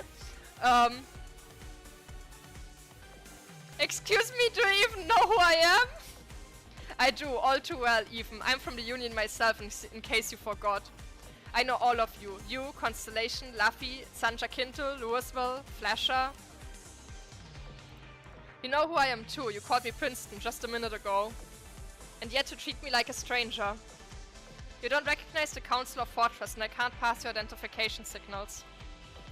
So, Miss Silver Fox was right. You are from another time and space. Great. Seems we're going to be here for a while. Fortress, set up a temporary base. Upon receiving Princeton's orders, the floating warships came to life. Starting with the capital ships in the rear of the fleet, the steel giants slowly began descending to the surface. After settling in the water, the decks of the warships moved aside, exposing the cannons inside their hulls. Looking at the bores of these cannons stirred a sense of security in one's soul. Following their large brethren, the massive repair ship and the vessel damaged in the battle finally touched down and began repairs. You're real hunkering down, I see. I was wondering what weapons those ships in the back had since they didn't fight in the battle. Turns out they have large caliber guns stowed away inside. They need to be in the water in order to use them, don't they? Yup, those are Citadel ships. They are our main defense when we set up a temporary base. Now that we have time to talk, let me explain the situation from our perspective. Before arriving here, we got into a space-time anomaly. It appeared without warning, damaging a lot of our equipment to the point of rendering it non-functional. As a result, we jumped the gun and attacked you before we knew whether you were corroded or not. For that, I apologize on behalf of all of us. We are not your enemy and we mean no harm to you. I hope that clears the air between us. I'm sure we both have many questions, so let's talk inside. Oh, and Guam, no photography is allowed inside restricted areas, understood? Fine, fine.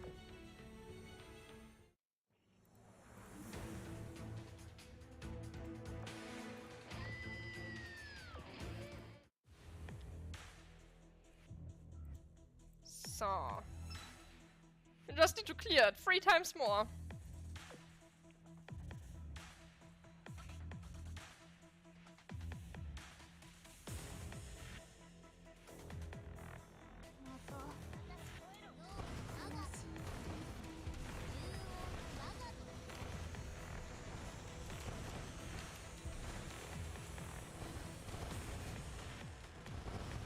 Man, these things are tanky. Let's repair thingies.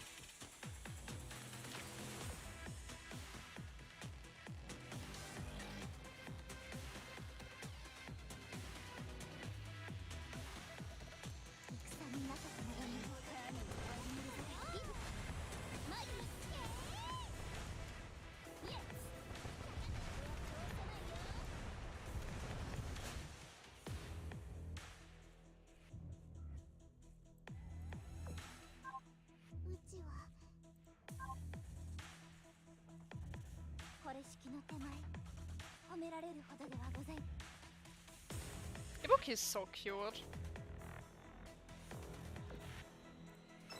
So I think she was actually the last of season 1 who I built for PR ship 1.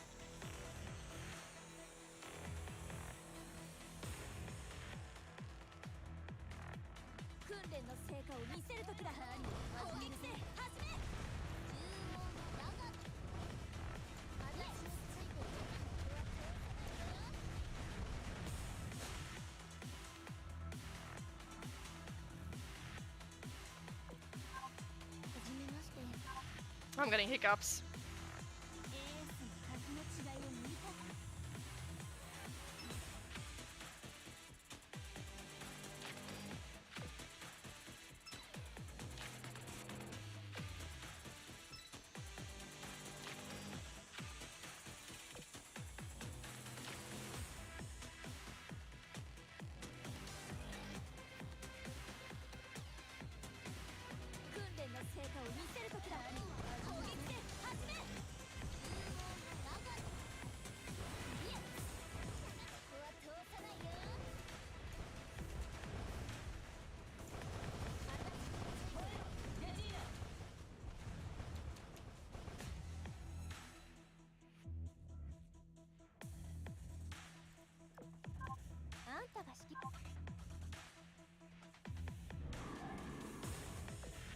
One second, I need to check something.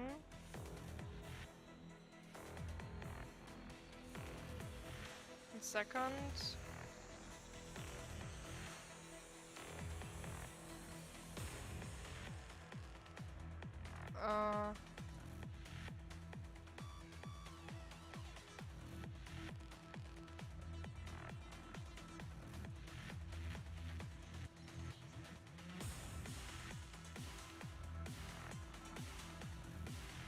Okay, yeah. I got a message about when I need to get up tomorrow. I have to go get up early tomorrow to pick someone up.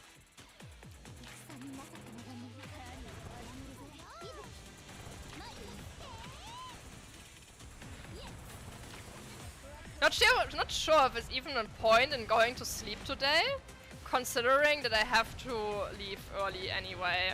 And I took a nap before I started streaming.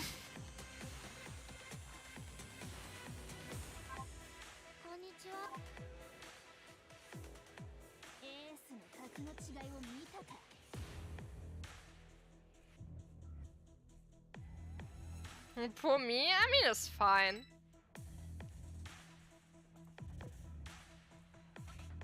It's not a holidays anyway, and the weekend.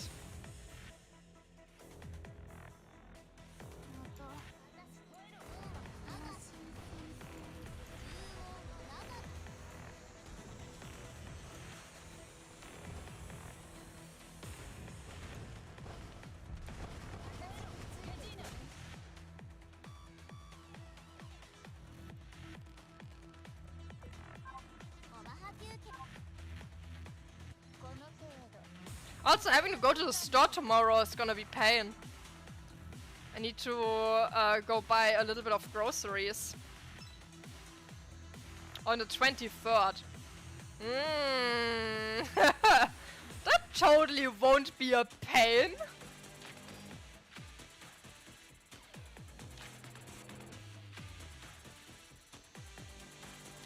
And then on the 24th I'll be with my family until the 26th. And on the 27th I have to work again. But I got the first week of January off.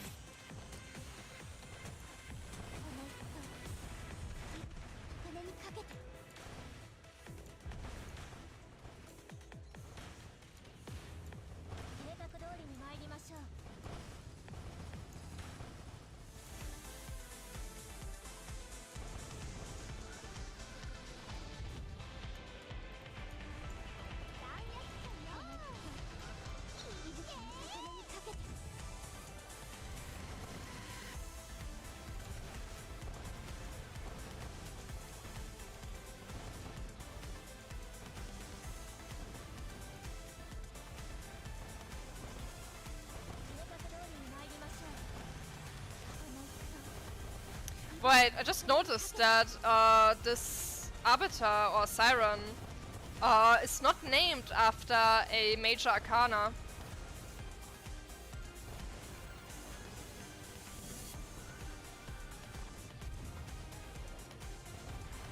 All of the ones we know of so far are named after one, this one isn't. Which makes it a bit more interesting on what is going on here.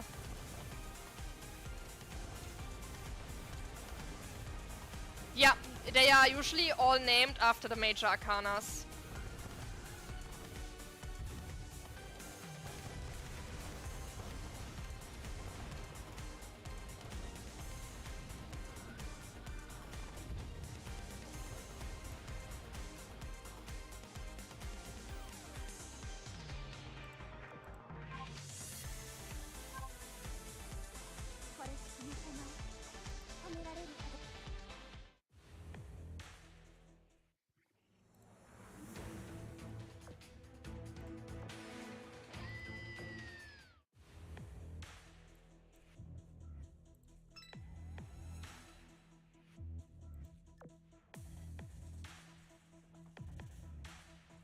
It's even like specifically mentioned in the story where people point out like, hey, why the hell are they named after major arcanas?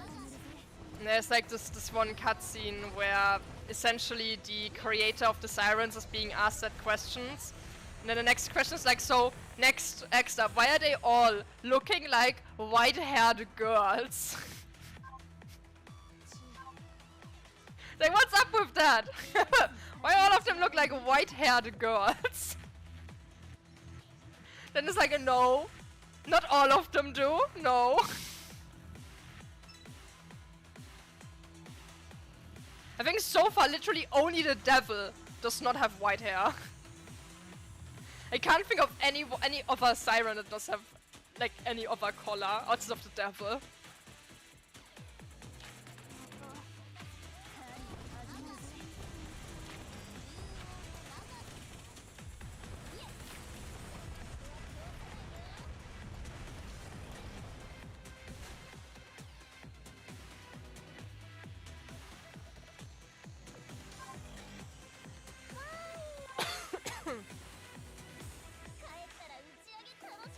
Game nice to take the piss out of himself? Yes, it does. It very much does.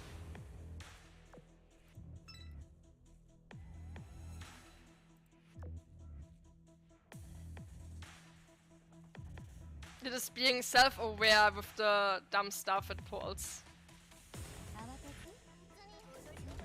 Like for example, the like in the game, the creators of the Kanzen, aka the ship girls and the sirens, their names are actually puns on the developer and the publisher.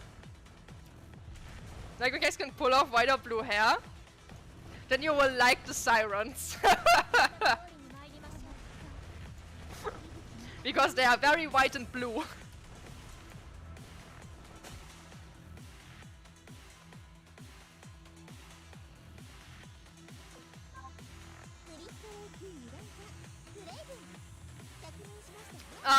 Thank you.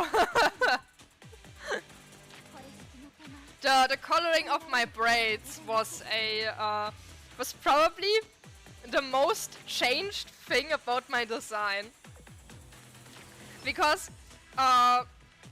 so the hairstyle was originally supposed to be more, if you know Honkai Star Rail, it was supposed to be a little bit more like Bailu's hairstyle. And it was supposed to be a gradient fully into blue. But that looked really bad. Because the hair was way too like poofy. And the gradient looked not that good. It was like, okay, what if we make it thinner? And then we basically, thinner looked better. Because that way it was also more nicer in the front. Because in my old design I had like one long braid in the back. You couldn't even see that there was a braid supposed to be in the design. So I was like, okay, I need to like move it. So it got turned into two braids to the front. But I didn't want to give up the blue gradient. My artist was like, the blue gradient doesn't kind of look good. I was like, okay, what if we try putting the blue in the underside and just like put it into the braids? And that turned out well. I really did not want to give that up. Which nobody could see. Yeah, nobody could see that I had a braid in my old model. And like the most dumb decision I did for my old model was that I had a different artist then, and they even said like, hey, maybe we should like put the braid over the shoulder so it's visible. And I was like, oh no, I think I like it in the back. Like they even like tried to signal to me that, hey, no one can actually see the braid. We should maybe move it somewhere else. And my dense brain just went, oh, that's not a problem. Turns out, they should have just flat out told me that, hey, this is a dumb decision. I have trouble understanding when someone is trying to tell me something in a subtle way. Just please give me the news directly. Please just tell me to the face when something is a dumb-ass idea. Don't try to sugarcoat it. Like that, Mom? No! Not like that!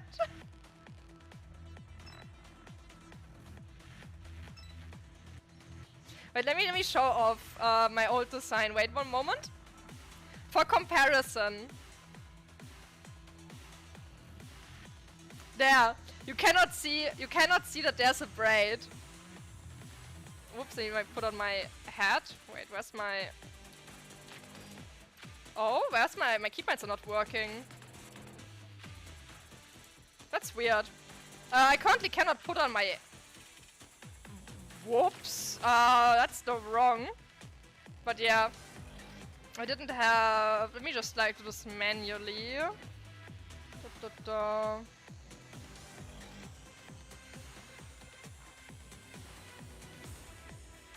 Numpad 7.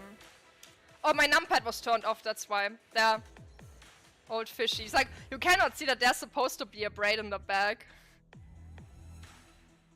It's just not visible at all. It's like, even if I turn my head as far as possible, you cannot see it.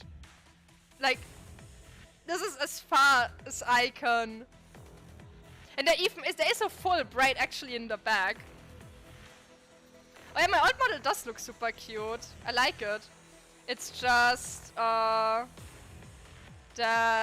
I really wanted to get a full body upgrade. And the thing also was that there was just like... I wanted to have like a bit more of a more detailed design overall. I was like, oh, it's like I was like a bunch of things where I was like, I wanted to like upgrade the concept overall. And I was like, okay, yeah, I think like getting a full upgraded model was just basically the only way to do it. And my new model does look really incredible. The tail is a cute upgrade. The tail is great, yeah. I was like, I mean, there's the, it's like supposed, I'm like a fish witch, an underwater witch. But it was just like, could you really tell that if you look at me? It was like super simplistic in a lot of ways. Where like it looks good, but it's like, so it's a bit simple.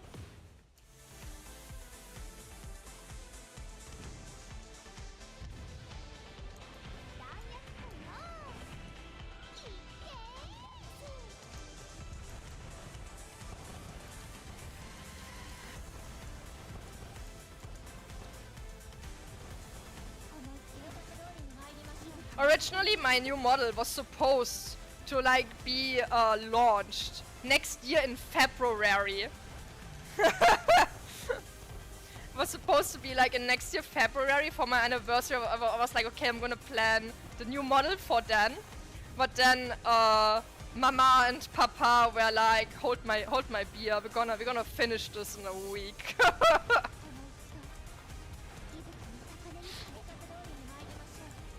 It was super early done. It was super early. My first model took 2 months because the artwork took like super long to finish.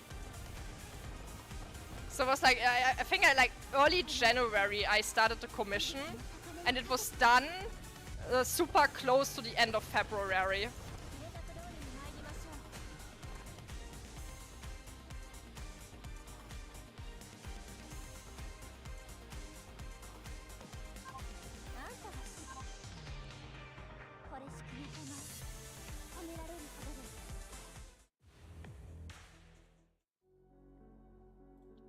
Task Force 5, temporary base.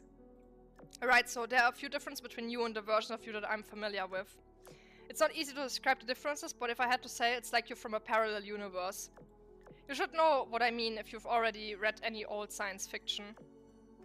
The most striking difference from our perspective is that you have flying warships. Well, science and technology develop quickly when the need arises. Is this your world, by the way? How do you live here?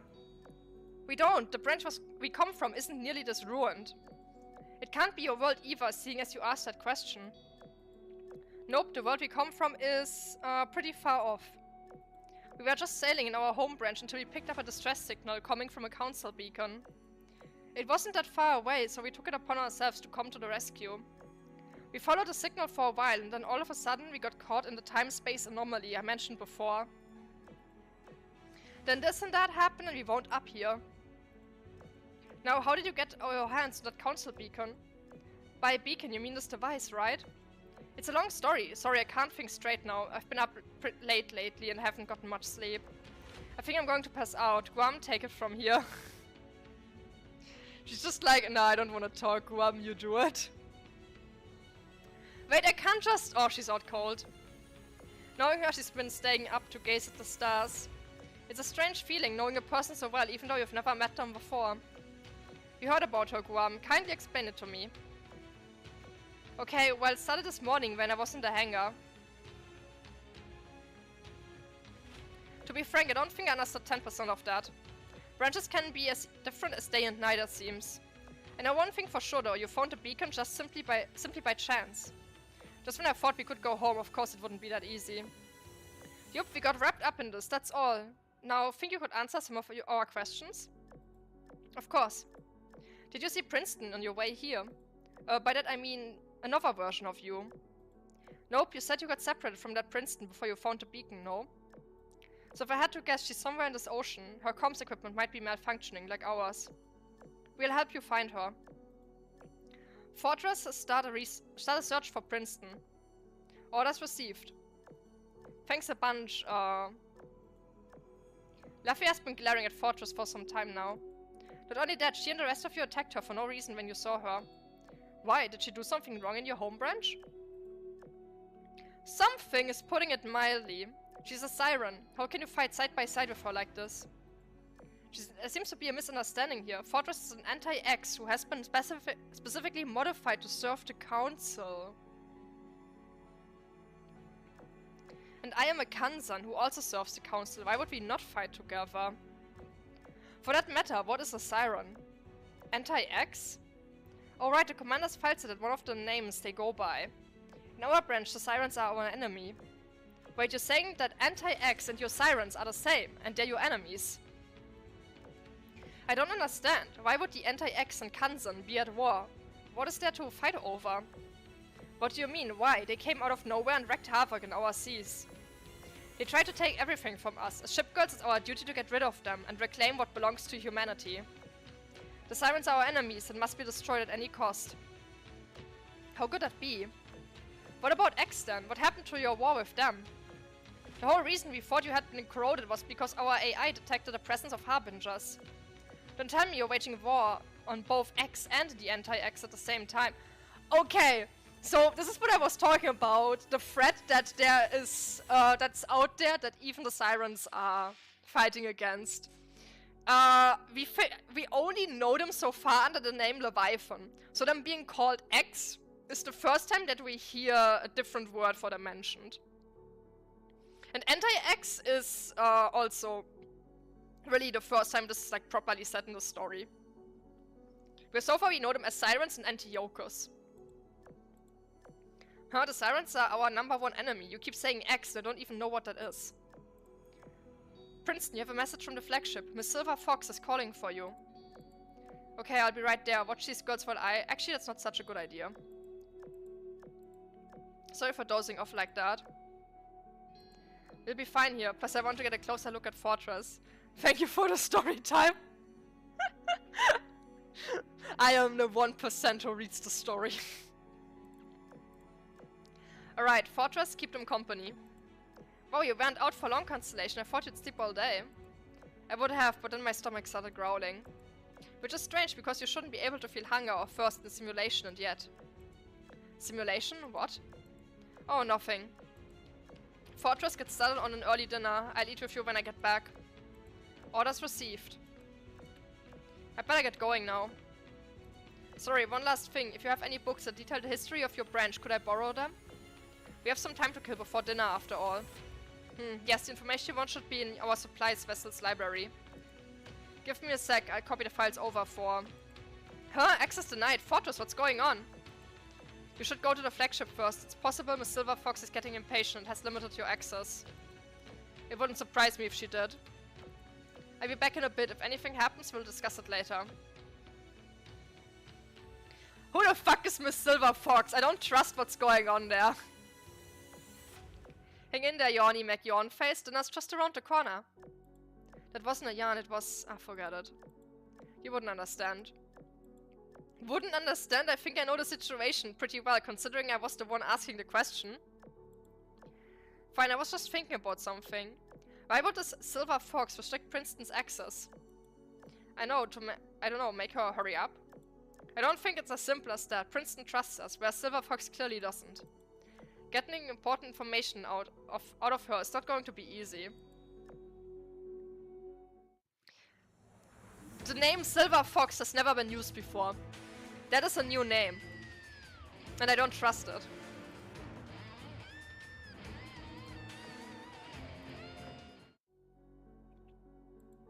An hour later, Princeton Meta returned from a visit to the flagship. Sorry, it took longer than I expected. Was your access issue resolved? More or less, and embarrassing as it is to admit, it happened because of another malfunction. Now it's pretty late, so shall we have dinner? Princeton stood up and suddenly noticed that on the low table behind her, there was a small heap of snacks piled up. Is that Oxy-Cola Classic? And tortillas and chips and fruits too! Are these all yours?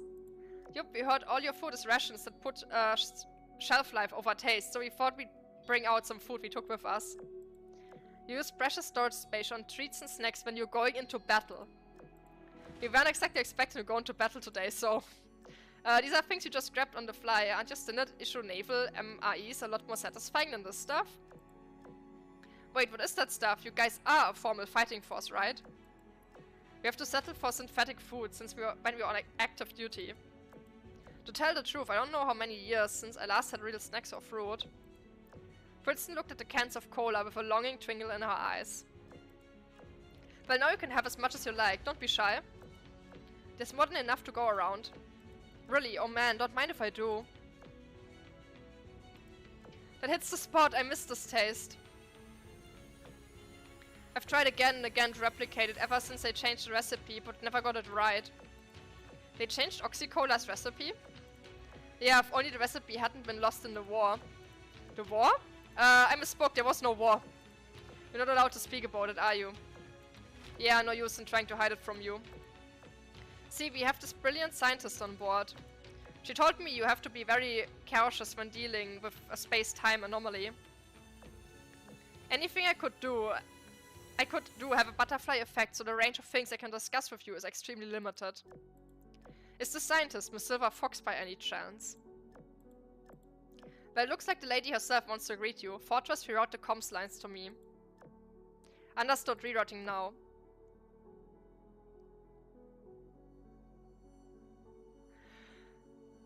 This is a new character. I didn't expect her to have a visible artwork. And I don't know who that is. Rat Vestrish Travel. What the fuck is that I don't know what the language is, if it is one. I'm Silver Fox, a member of the council. Is that a code name? Are you silver like the color of your hair, and the fox because you're cunning as one? I didn't choose this code name, so I can't say if the fox part is accurate or not.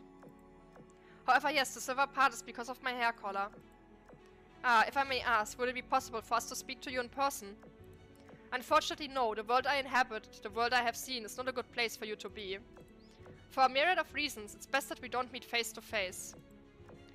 Furthermore, we should refrain from learning too much about each other in order to minimize the impact of the space-time continuum.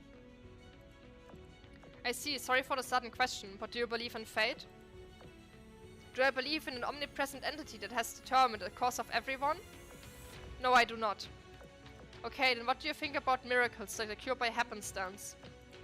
Philosophy is not my specialty. Does this tie into your previous question about fate? I do horoscope reading as a hobby. Some people dismiss it as just confirmation bias, of course.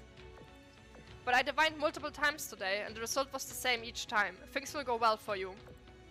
You can chalk it up to random chance, sure, but I believe in miracles even so. You're describing a self-fulfilling prophecy. You believe in fate, so you only give way to things that go in your favor. Let's not forget that you ran into trouble before you arrived here and also got separated from a friend. Do you really consider those among the things that went well for you? I mean, furthermore, even the things you think are positive may not be so in reality. The beacon you found was not only physically damaged, but also the data within it has been corroded by X. While we are repairing and purifying it, it may turn out to be beyond salvaging. Now let's finally consider the possibility that our meeting was no work of fate, no miracle, no coincidence. You were drawn to the beacon because your equipment pointed you to it, so did ours. We simply headed towards the same point independently. I suppose you're right. I can only hope and pray your repairs go well. That beacon may be our key to getting home. Getting home, yes, perhaps. As you said, it's probably for the best if we don't ask each other big questions. But I hate to completely pass on this golden opportunity. Can't we just ask a few questions and no more than that? Only if they're benign. I do not want to take any risks here. Gosh, you're quite insistent. That I am. People often say I'm a risk-averse person. Seeing as serious questions off the table, why don't we have some fun with the format? What do you mean? By turning it into a quiz. It's simple. We'll start by asking a few questions. If you can't answer them, that's totally fine. Then when our turn is over, you get to ask us questions. And the amount of questions you could ask is the same amount as of our questions you answered. On top of that, we'll answer any question at no matter what. This way, the initiative is all yours. You can control how much or how little information we exchange. How's that? Sounds like a good arrangement, doesn't it? You really thought this through. Alright, I'll bite. Let's say you can ask up to 6 questions. One for each of you, including your Princeton. Gotcha. Nice quick thinking, Guam. Good improv skills are a must in my line of work. It seems we'll have to postpone that quiz for a while. A corrosion phenomenon, or black tornado as you call it, has appeared. Oh dear, do you think that beacon attracted it, like how it attracted us? We're dealing with a stubborn storm, eh? Fortress, defend the base. I'll take the fleet and deal with it. Let us at them too. Miss Silver Fox, do we let them? Yes, go ahead. Okay, everyone, prepare for battle and follow me.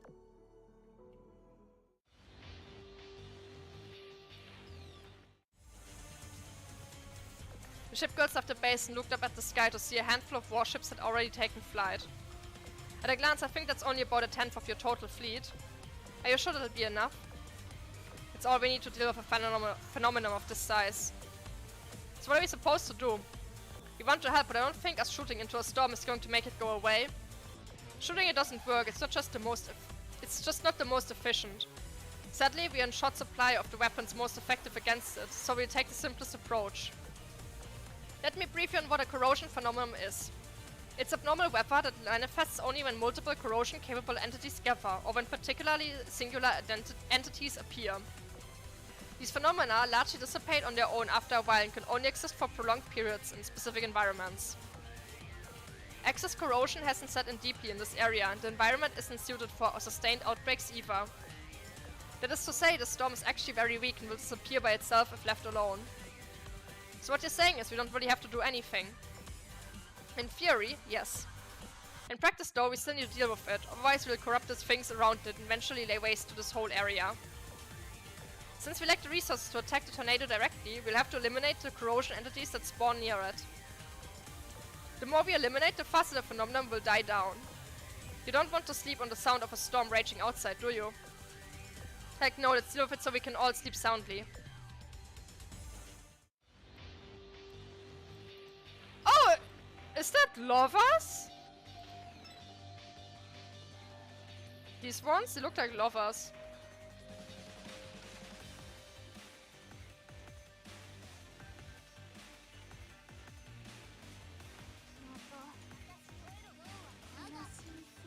Yeah, it is.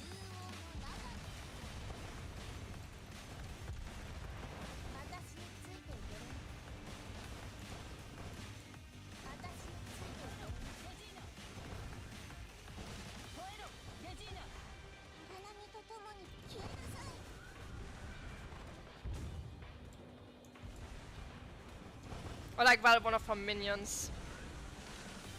Compassion.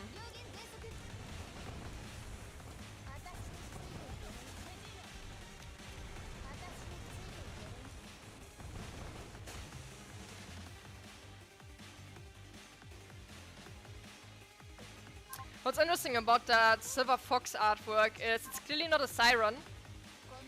And it is a normal artwork that you could probably put on a Kanzen. But she doesn't look like a ship girl, so I doubt she is one.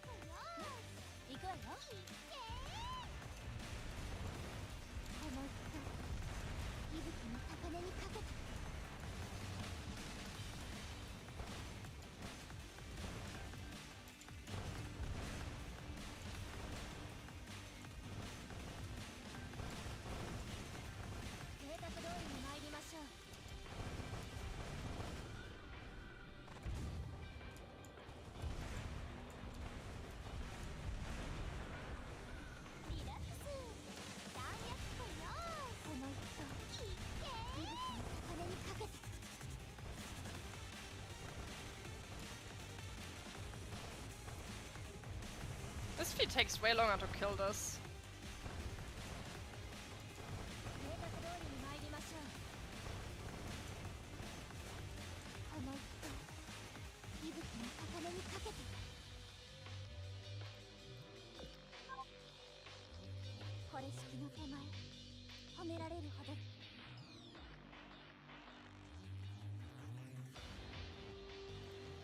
There's more of them spawning. Let's squish all of them. Squeamish the lovers.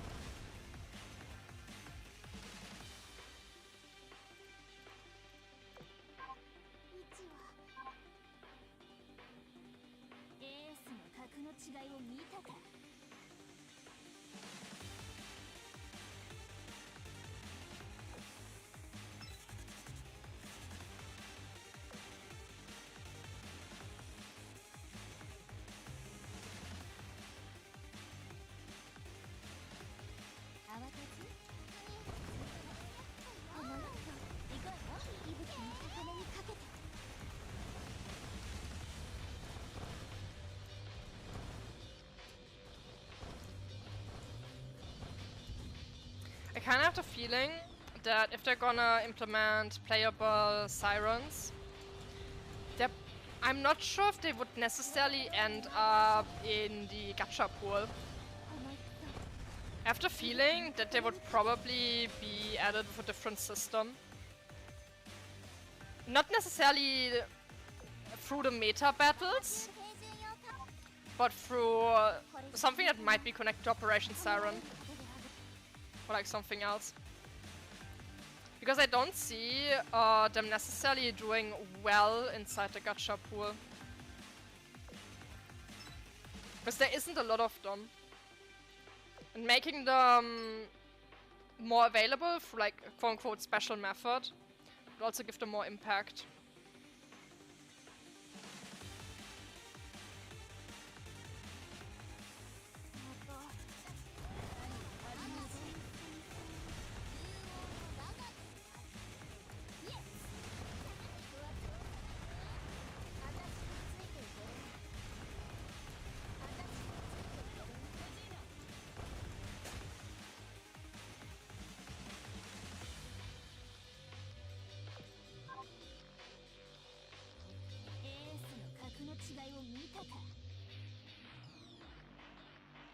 My internet is stuttering a little bit. If it hiccups a bit, if the stream has some hiccups, it's my internet. It's currently not being that healthy.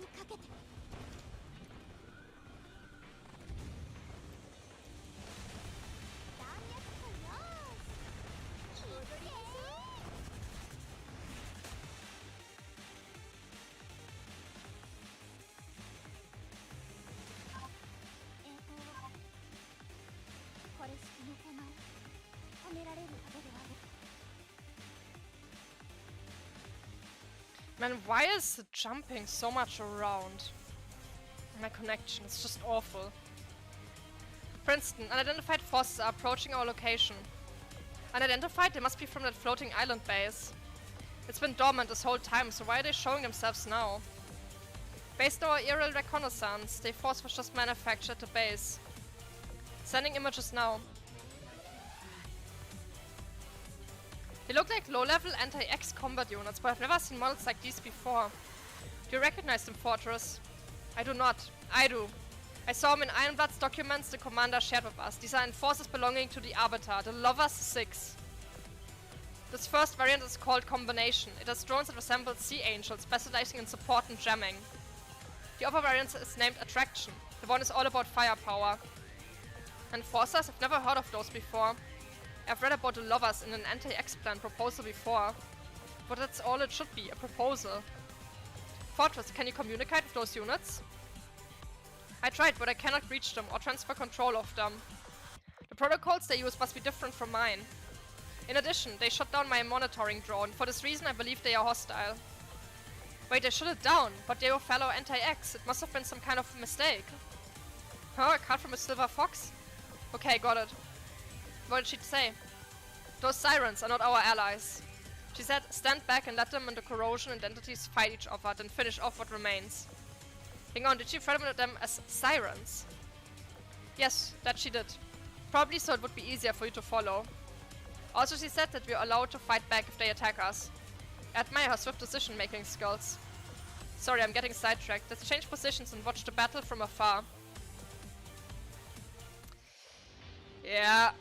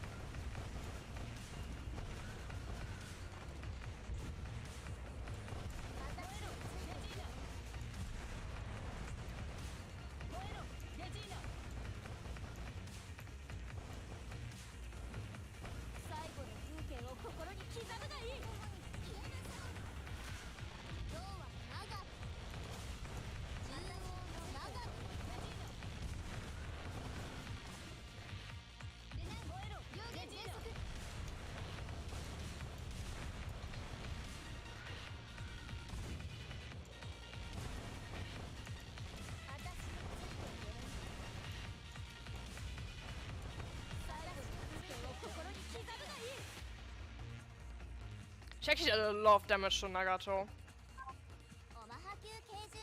Still here and getting sleepy. Bit of EP. Are we back? Oh, my connection is having some struggle. My connection is just really shitting the bed right now.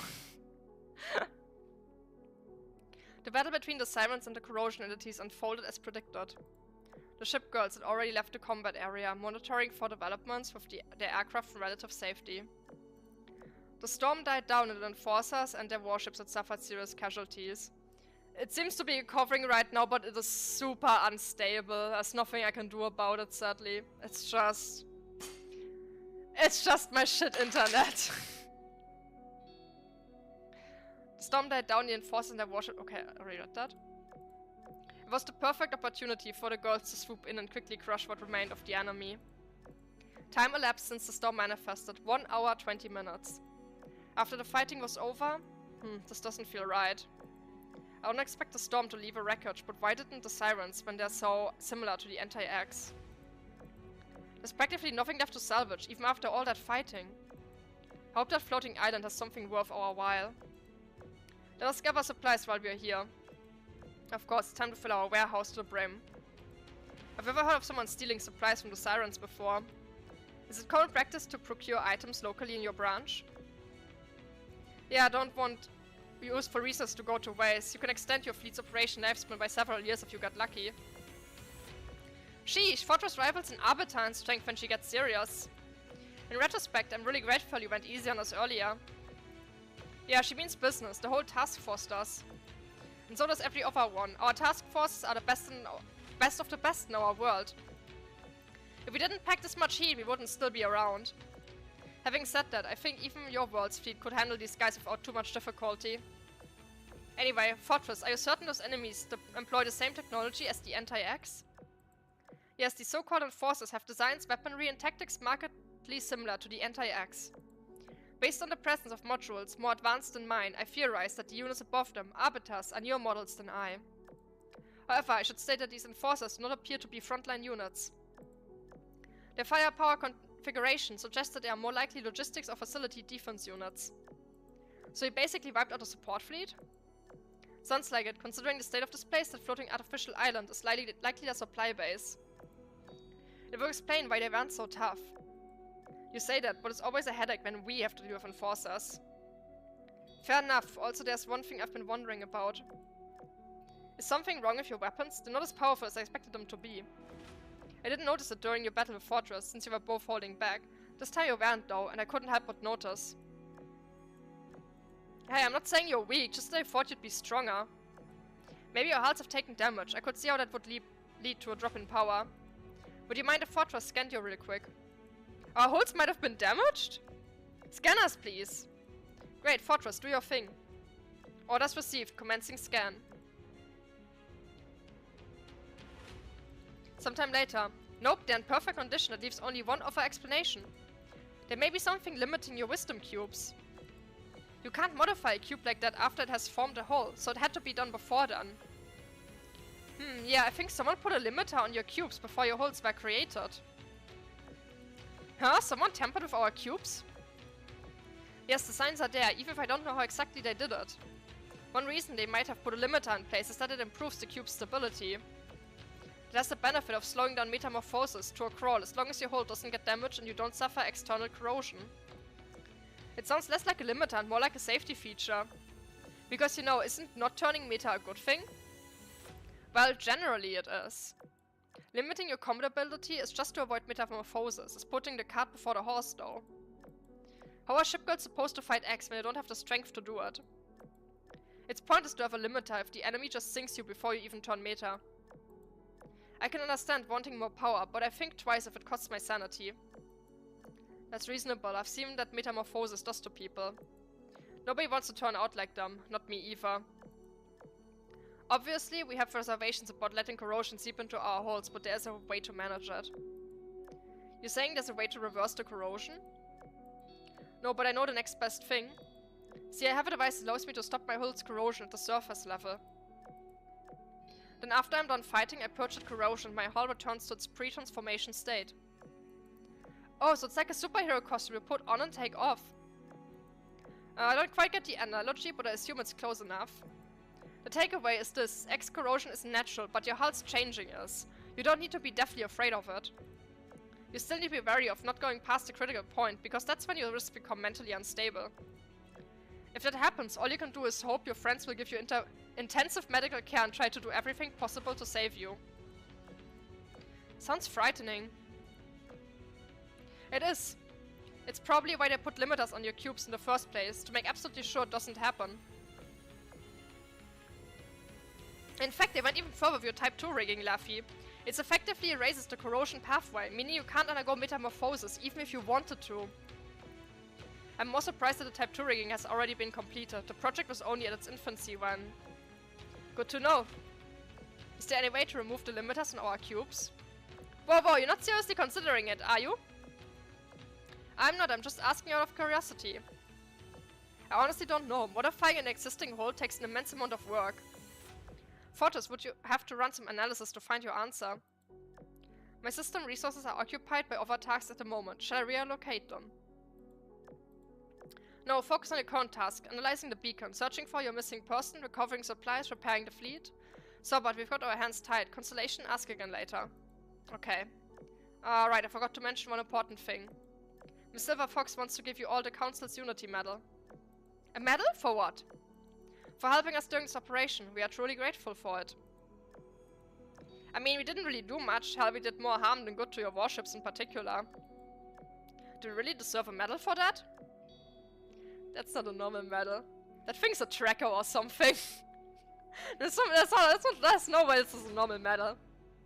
You also recovered one of the Council's beacons and assisted us in combat. Come on, you've earned it. By the way, would you like a physical medal or an e-medal? An e-medal? Yes, oh, I guess you don't have those yet. Physically it is then. I like the physical ones better too. Let me just tell the 3D printer to get on that. There, we'll have it to you at the base once it's done. You can go back early if you like. I'll take the fleet and patrol the area for a while. Besides, you still have your quiz to do, don't you?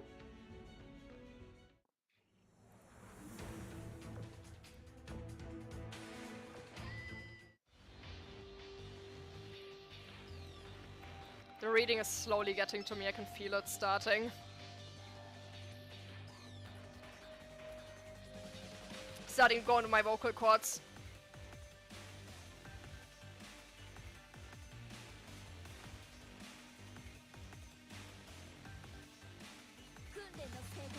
So, let me do something on OBS, maybe that helps. 1 second.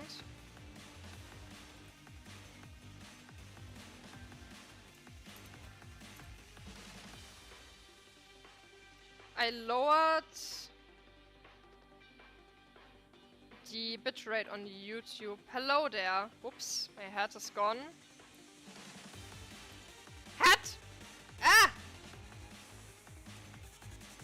There. So.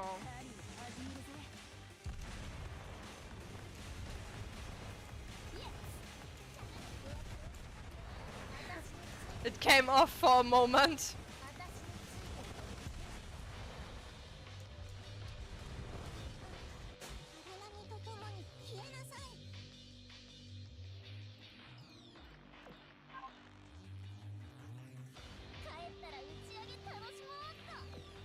It's a mobile game? Yeah, it is.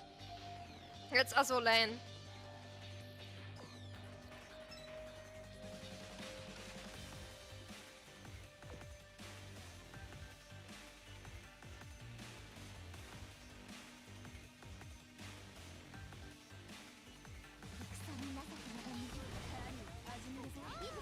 So, looks like my connection is slowly stabilizing again.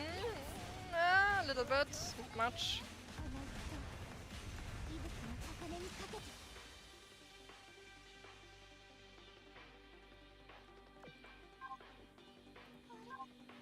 I would assume the later it gets for me, the better my connection would be, but nope, it's getting worse the longer and later it gets.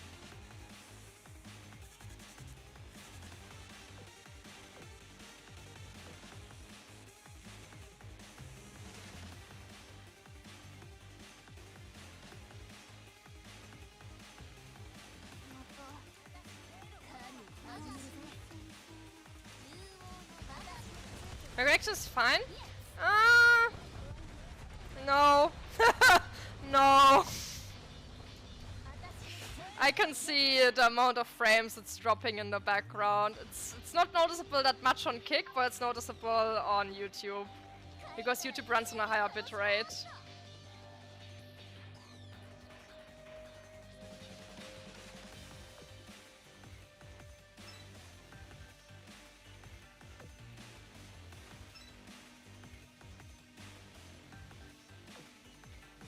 No, that's not what I mean. I don't mean my FPS.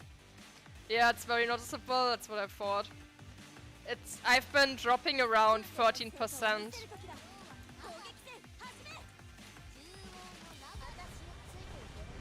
I've lowered the YouTube bitrate to 10K because currently I'm getting around 10, but it is still unstable.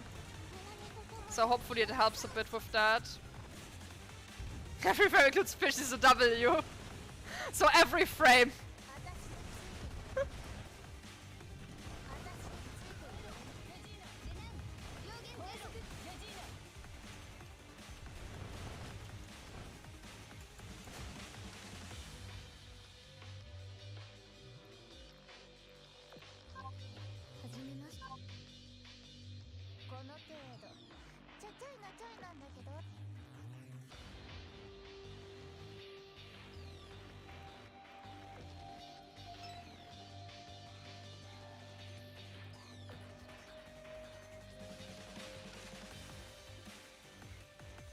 I need to keep drinking something because my voice is slowly starting to die, so I'm not talking as much anymore.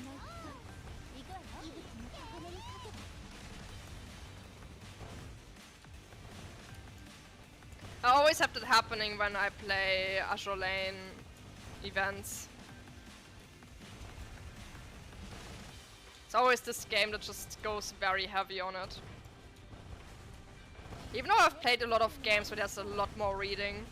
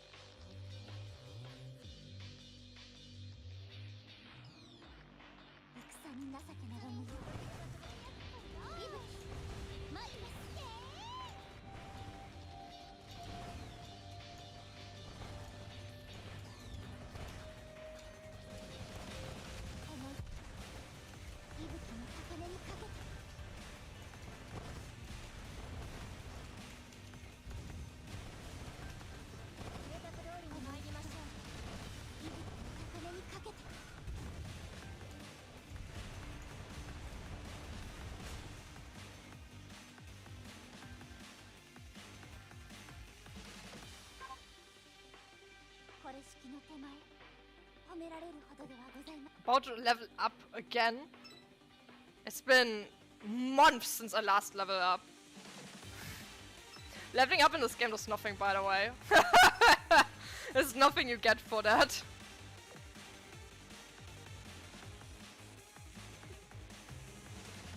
Strange that it's even in the game, honestly. It's just an arbitrary number.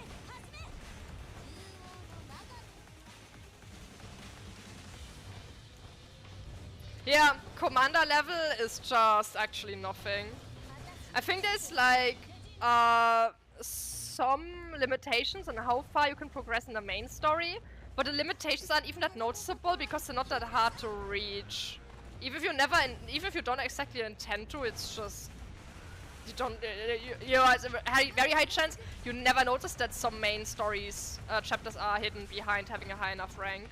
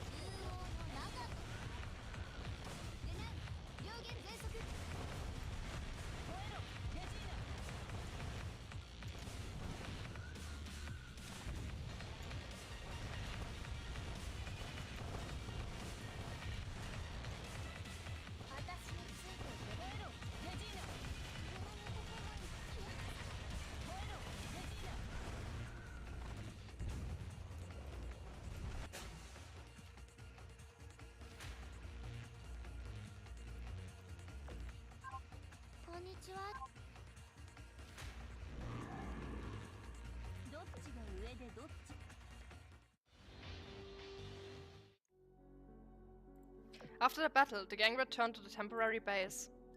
As promised, Silver Fox did not show up in person. Instead, Fortress was used to relay messages back and forth between them. On behalf of the Council, I would like to thank you all for your valiant fighting during today's battle. We've done nothing that you should thank us for. All we did was help the flying fleet destroy the corrosion entities. We hardly played a major role.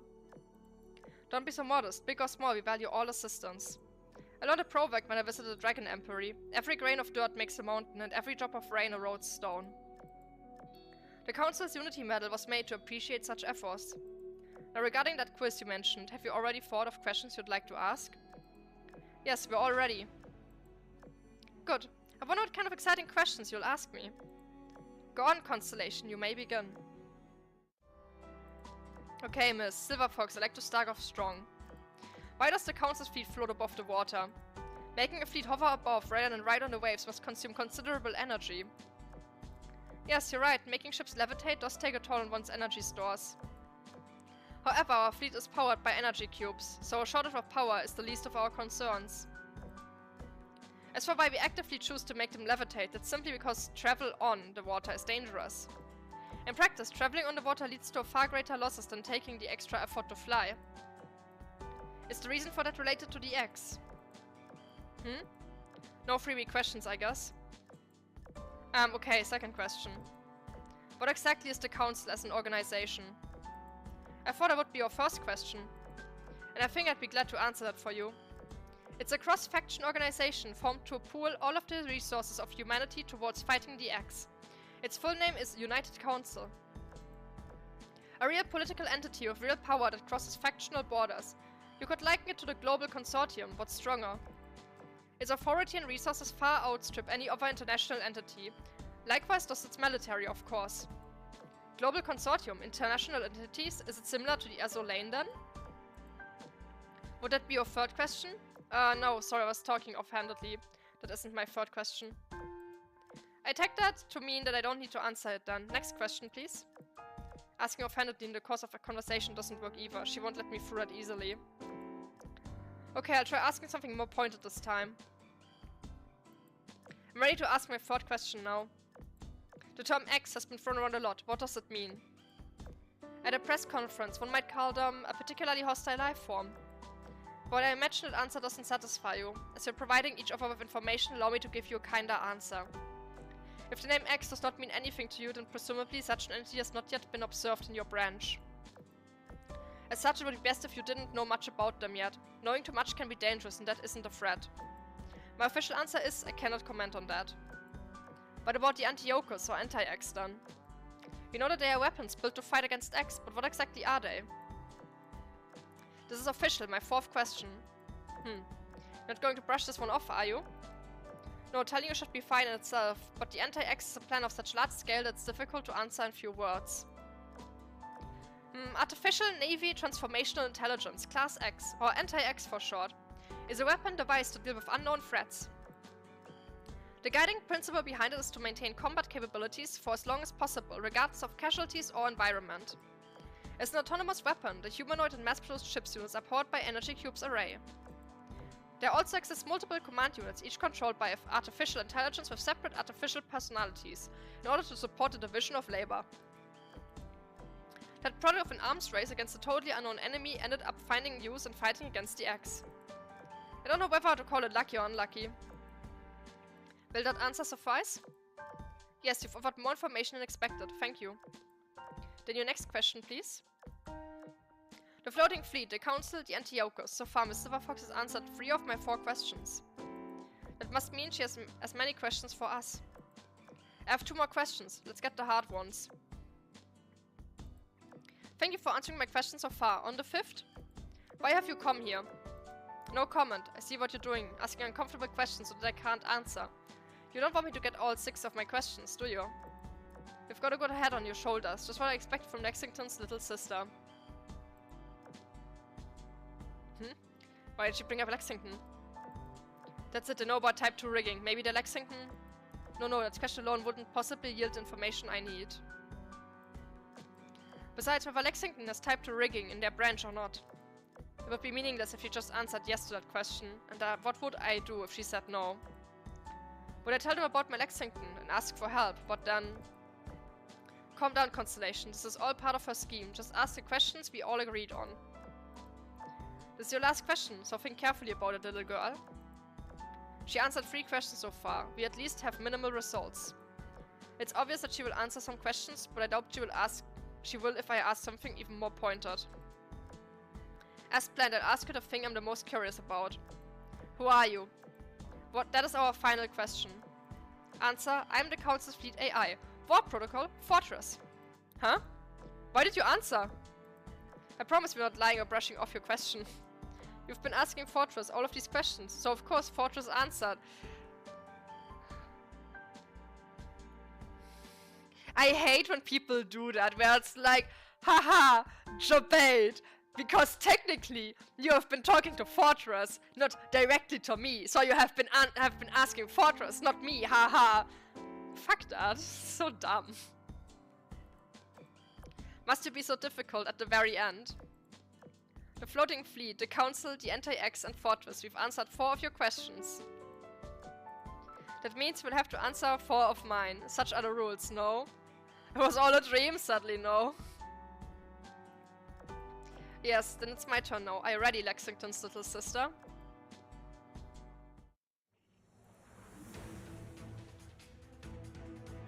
She just absolutely debated us. We just like take care of some stuff real quick. Get this. So my stuff has returned.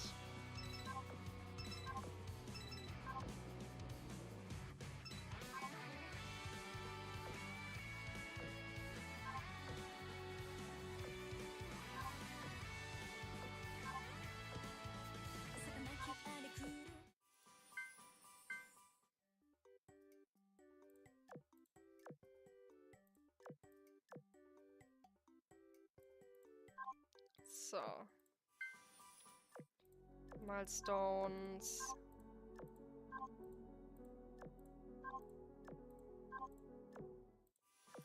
I need to do 2 exercises.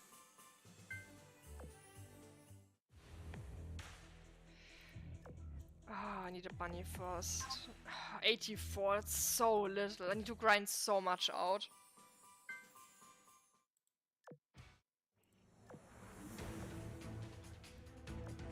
Let's go.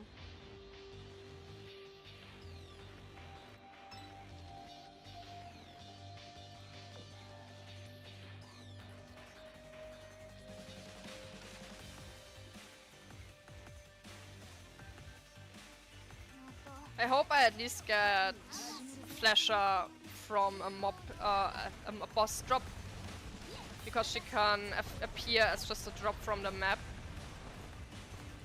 which would save me a lot of points to spend in the shop.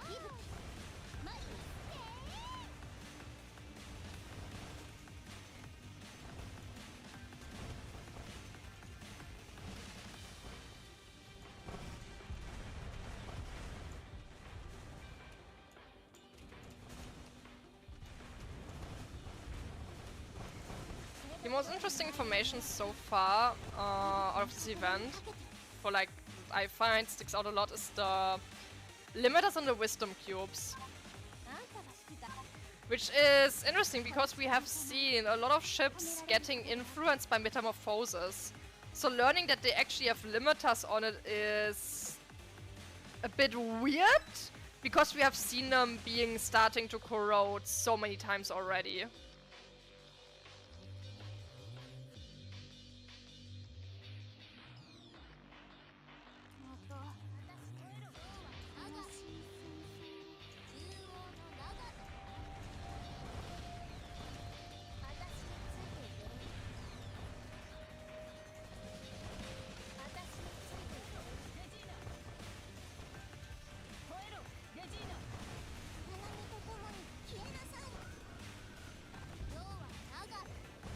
It's also always funny to see when the story of the game goes like, oh yeah, the metas are so goddamn powerful. But in the actual gameplay itself, most metas are pretty bad. The discrepancy between the story tells you and then you see the actual performance.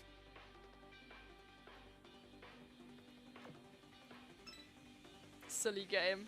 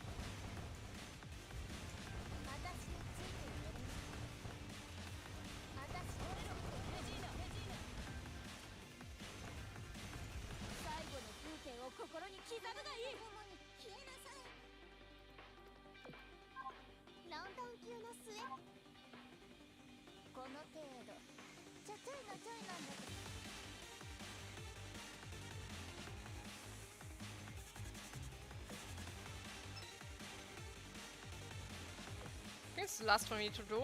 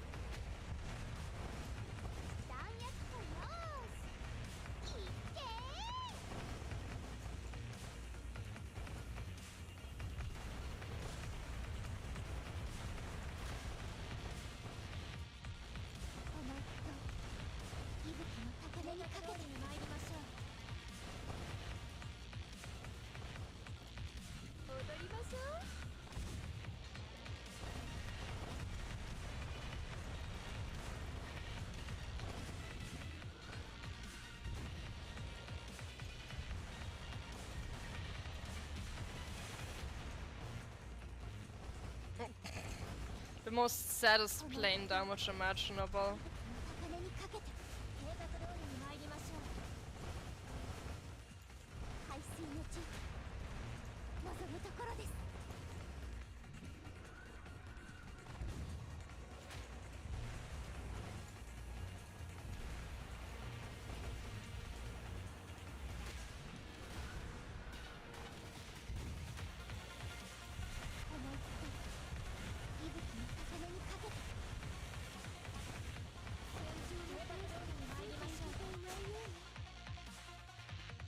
That was about to end badly.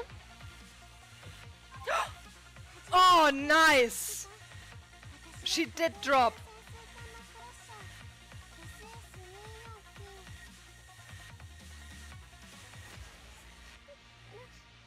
I don't need to get her for points.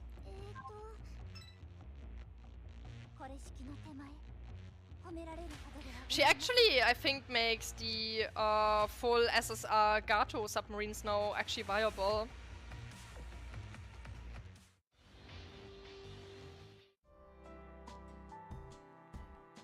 The two-sided quiz between the ship girls and Silver Fox ended its second phase. As per the rules Guam came up with, it was now Constellation's turn to answer Silver Fox's questions. Okay, let's hear our questions. Certainly, my first question is, do you know what the moon's soil consists of? Huh? No, I have no idea. I really hope that one day humanity will explore the stars. But even if we had the technology to do it today, who knows when we'll actually make our first voyage into space? Oh, we haven't been... The moon landing hasn't happened in our timeline.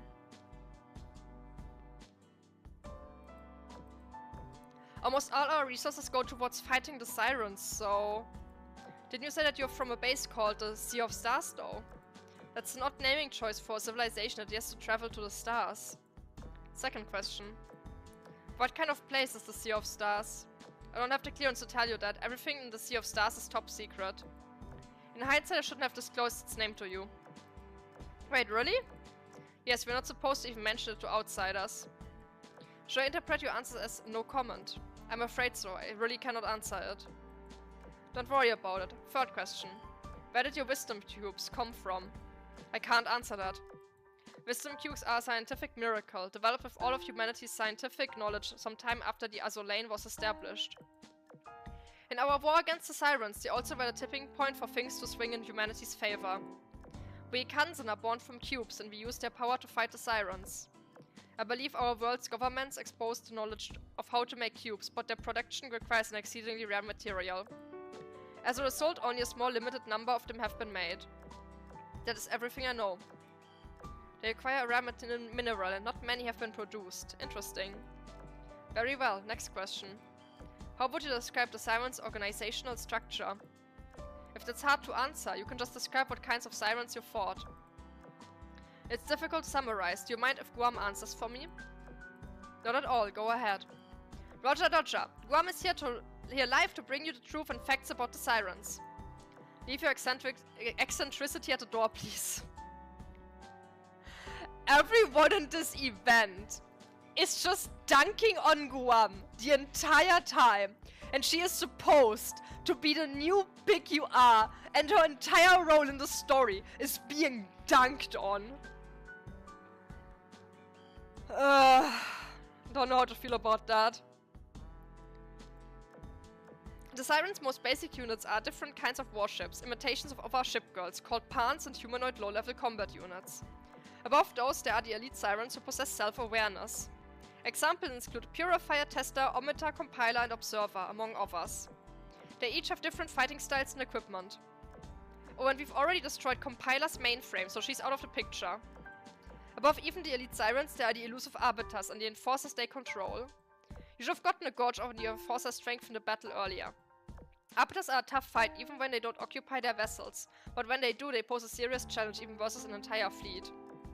They inflict heavy casualties even if you do beat them, and if you don't, well, you can probably guess.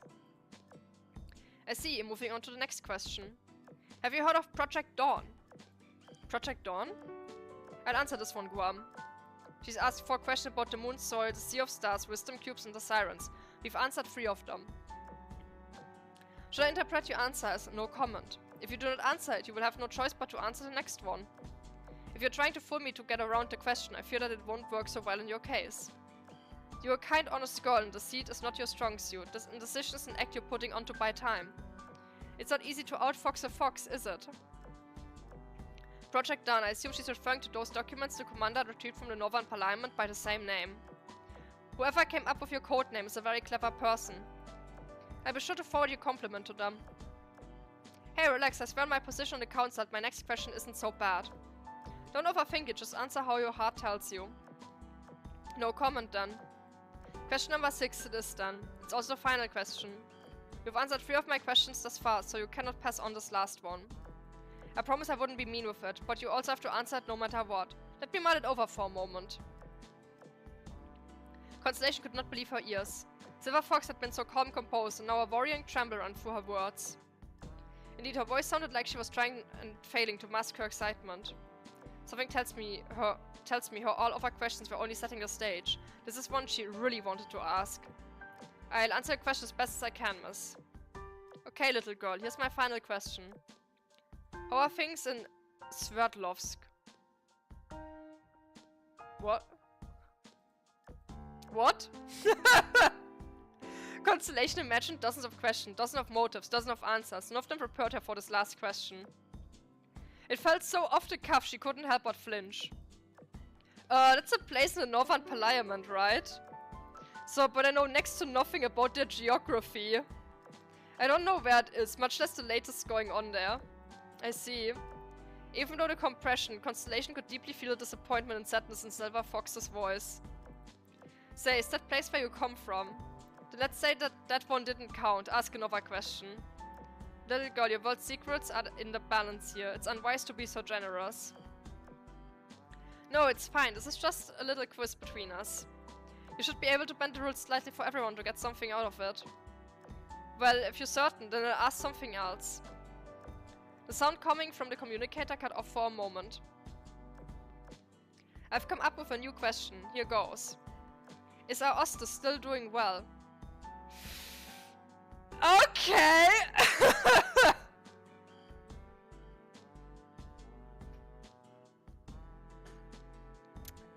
I would be surprised if Constellation knows who that is.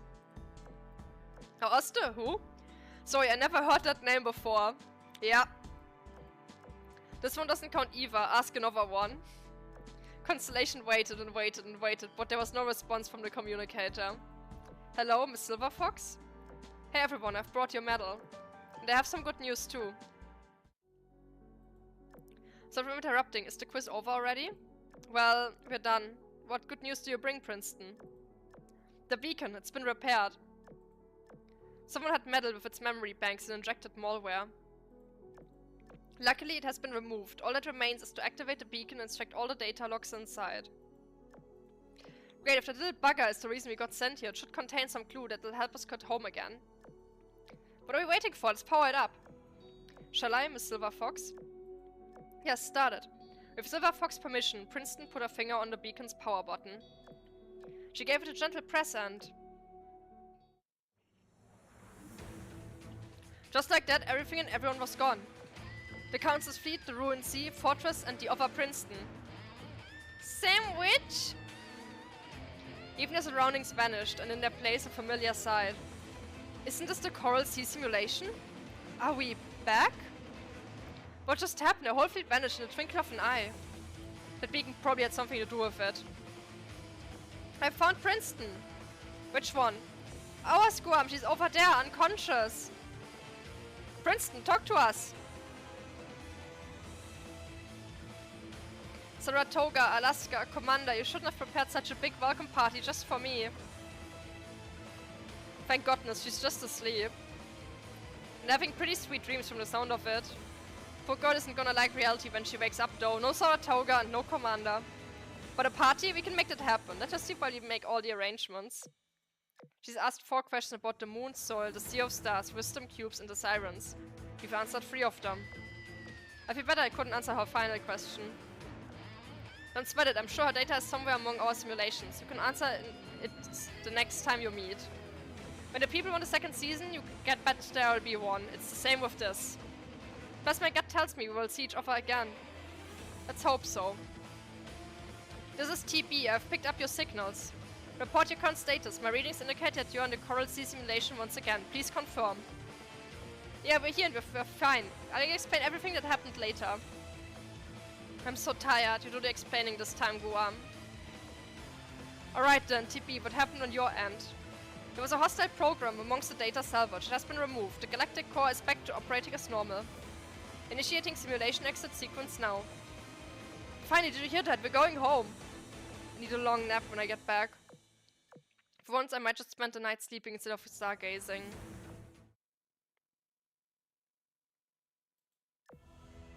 Someone in unknown location. Oh, there she is! Oh, she looks so cool! Oh, that's Essex meta. She looks so messed up, I love it. It's kinda hard to recognize that she's supposed to be Essex, which is like the one big criticism I have about a bunch of meta ships, is that they look so vastly different from the original design that it is a lot of times it's very hard to figure out who she is. She looks sad. To explain what meta ships are. Meta ships are essentially a corrupted version of a ship girl that we know. Their hull and their hull gets corrupted, which turns them into like these broken and damaged versions of them, and they also mentally become really unstable. It is a very negative thing to happen for them, and it will happen at some point. The only thing you can do is slow it down at any cost. Yeah. Metamorphosis, bad. Turns you into a no longer mentally stable version of yourself. But this is not our Essex from our timeline. This is an Essex from a different timeline that has metamorphized. The light of a beacon. I was too late. Let me show you her actual design, what she looks like.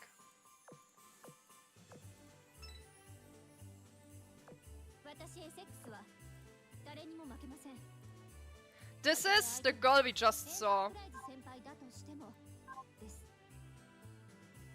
This is her design. That's how she normally looks like. And the other version we just saw was her undergoing metamorphosis. Let me show how metamorphosis looks like. So basically, who do I take as an example? Oh yeah, I know who. So for example, here we have Gneisenau. This is normal Gneisenau. That's her normal design. There's a meta version of her. The meta version looks the following.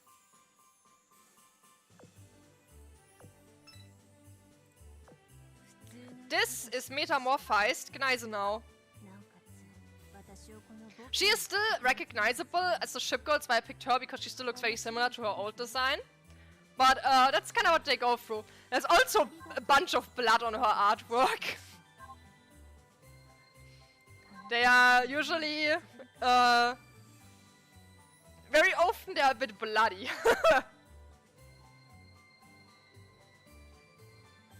Yeah. Hot? She's hot, yeah. There's also, this is her sister ship. There's also a meta version of her, Scharnhorst. Oh, it looks absolutely epic. I love this. Looks so cool. The meta designs overall are incredible. Then there is Fuso meta.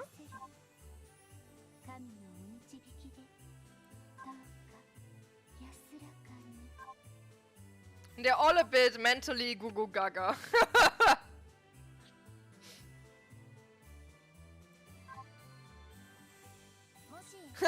Mommy? I mean, sorry, mommy? Sorry, mommy? This is Renown. Repulse. This is Repulse. She's like a big big burning sword. And there is Yamashiro meter. What's with the... That is lava. That is molten lava dripping down. That's not slime. English, please. I cannot read that. But hello there. Yamashiro. This is renown. On her, it's a bit better recognized. This is fire. It's a burning sword.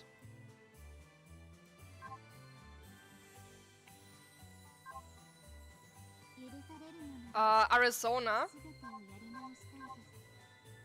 So something cool about her design specifically. The wreckage of her rigging, the ship. This is how the actual wreckage of the Arizona roughly looked like after it got attacked at Pearl Harbor. And that's why there's a big pearl in the background. It's a reference to that. And, whoops. Where is it? Where is it?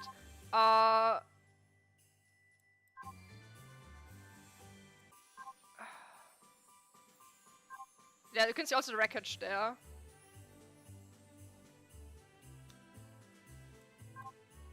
Oh, I can't find it. It's somewhere in the artwork.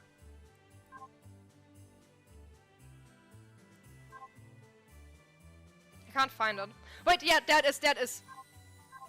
This thing. This tiny little thing. Here. On the side of her. This like square-shaped thing. This is what the memorial that today exists looks like. This is what the Pearl Harbor Memorial looks like. They, this is what it's referencing. It's like very small. It's very hard to see. But if you go, look it up online, what it looks like, and then look at this thing here. That's it, basically. This is Queen Elizabeth. Yes, it's a reference.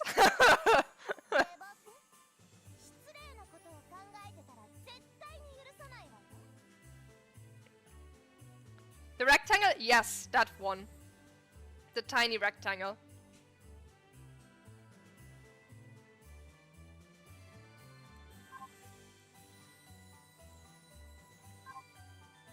Oh wait, whoops, I filled it on BBs only.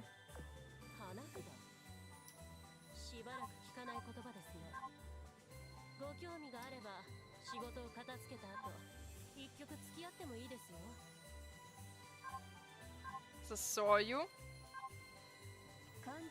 Let me just skip over the ones we already had. Here you. Benui! Benui!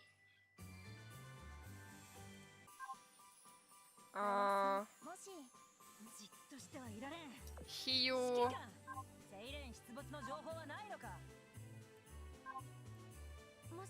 And Junjo.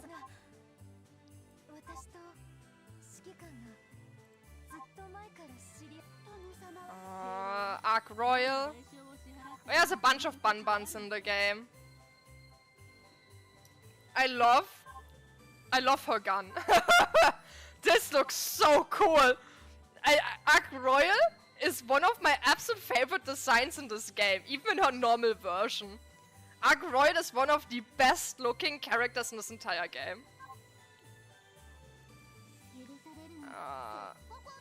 This one's also great.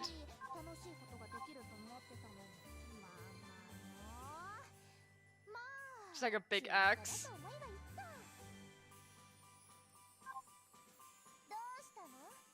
Oh, I broke it!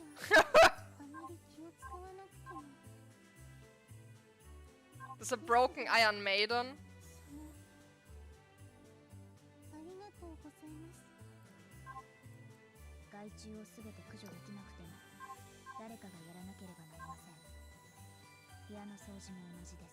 Gun.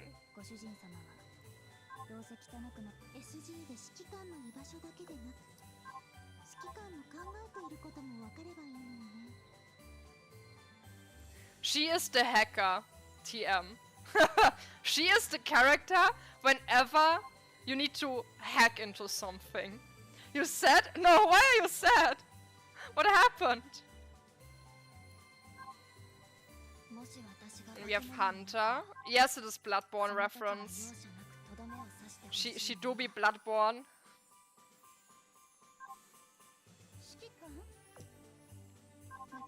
Memphis. She looks pretty normal, honestly. But Dinkel, Vanilla, Kipflin, they don't taste good. No! No! That is sad! Normally I always do my vanilla kipfel myself. I didn't do any baking this year though. Christmas is ruined? That is actually a big loss. What I love is burnt Butterplätzchen. The ones that are just like so dark, where it's like, oh, they're kinda burnt, but no, I love those ones. Christmas baking stuff. I can't really translate the name, I'm sorry.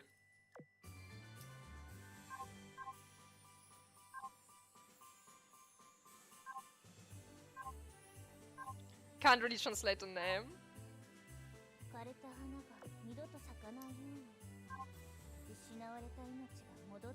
Vanilla cookies is probably the best way to say it. It's not exactly right, but I guess that does convey the meaning.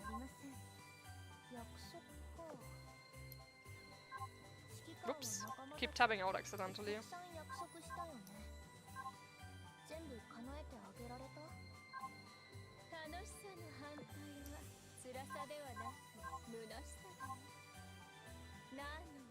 But yeah, meta designs are very epic.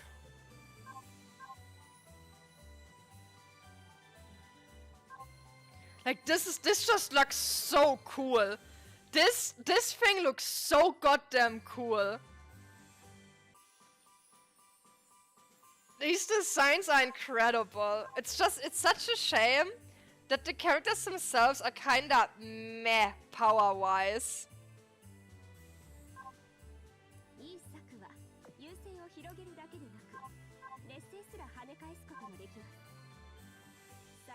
Like some of the absolute most incredible artworks.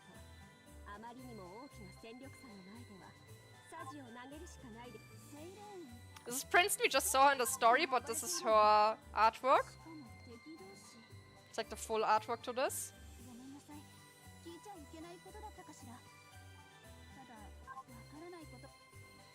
This is the newest one. Kirov.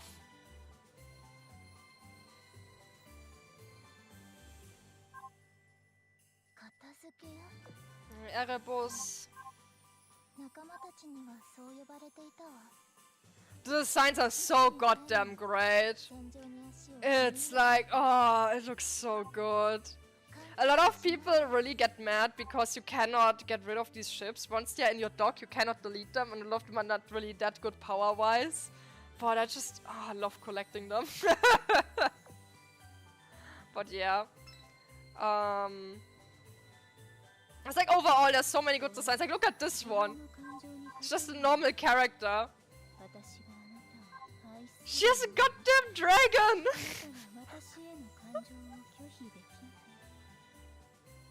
It looks so cool! She's a witch with a dragon!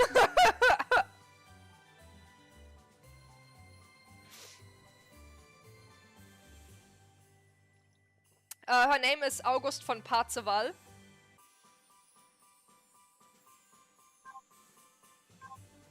Oh, hier, Bismarck 2. I cannot zoom out to show the full artwork. Doesn't zoom out far enough.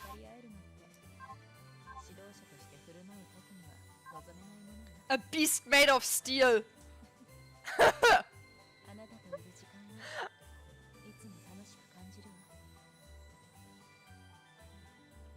No, it's a dragon. It's a three-headed dragon. A dragon with three heads.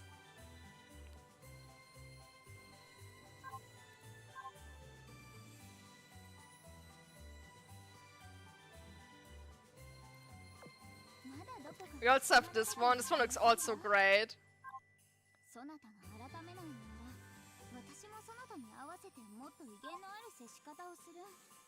It looks so pretty. I love how the water looks in this artwork. And like this like dragon thing is supposed to be made out of origami. 3 times the food. Good, there's a lot of enemies to eat. Also, the Mary Celeste is in this game. Right, let me show a normal design. This is the ghost ship Mary Celeste.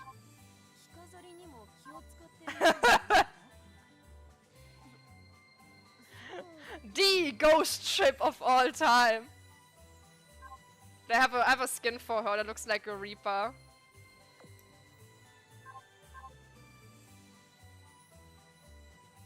I love it. It looks so good.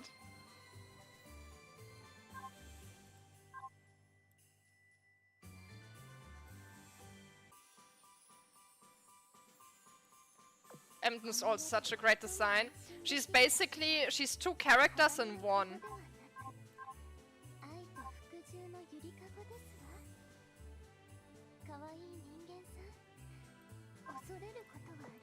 But I have like all the skins for her.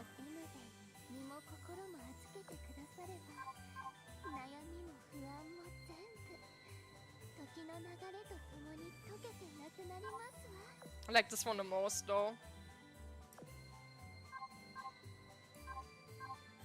Like the other versions and the reflection down here.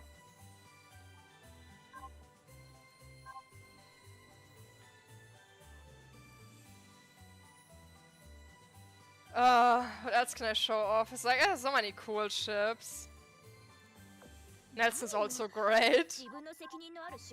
Tsundere. But for Arta, it looks great, yeah.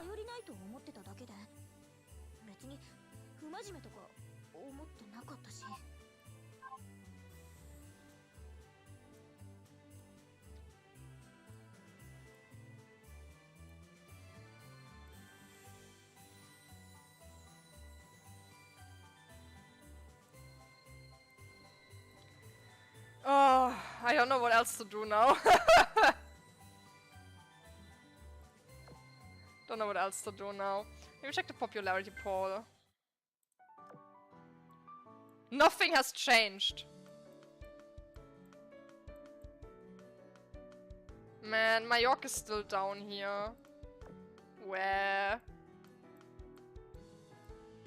Poor York.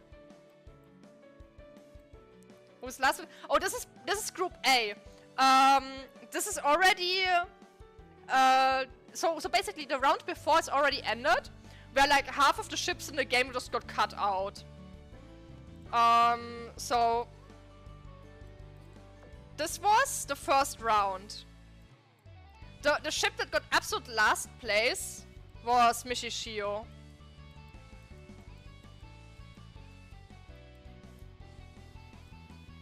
So this one down here got the absolute last place. It's a cat girl.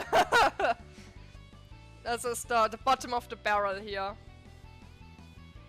All of these.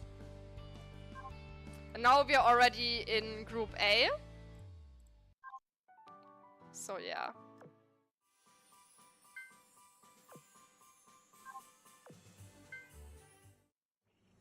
Oh wait, special stage EX. Oh, yeah, I'm just go to the shop. There's like so many characters here. Ah, they're cute. Also, they're not really necessarily children.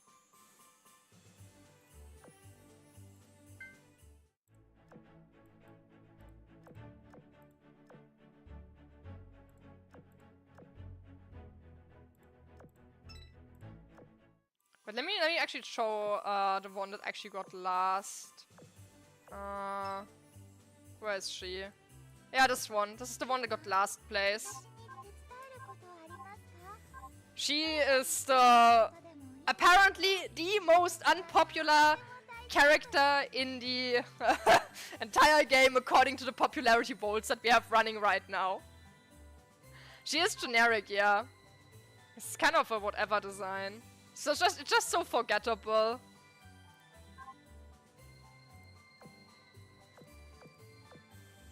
It's just average cat girl.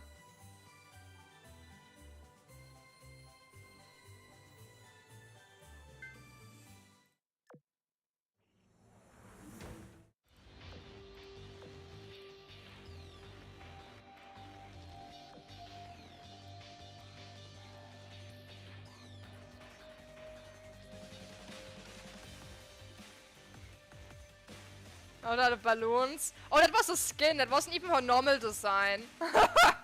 That was a skin.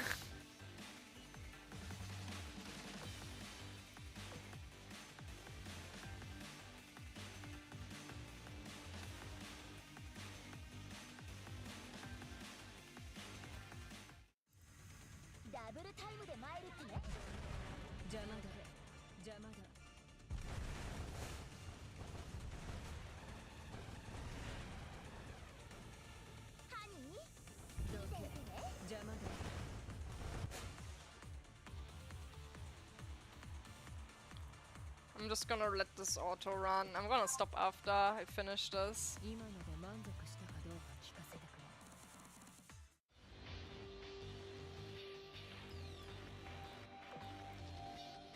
Should use this for mobbing.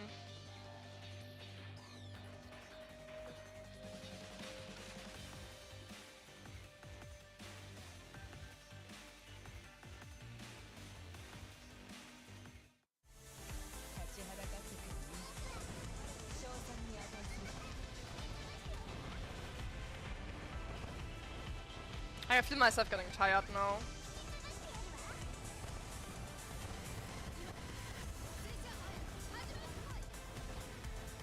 I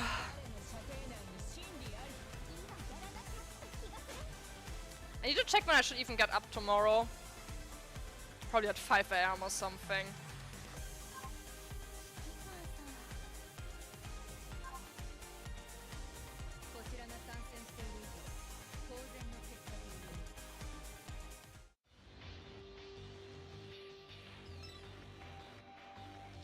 Wasn't there a monster club in this game? No. You are thinking probably of Arknights. Arknights in a Monster Hunter collab. Entirely different game.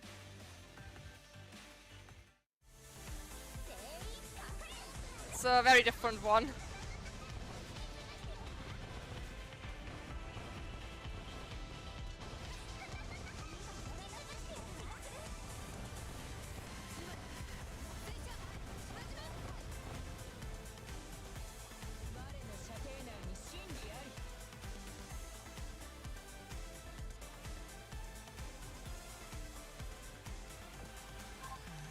I have to get up at 5:30 in the morning. Oh god. End me now. Pain. Oh, my dock is full. Yeah.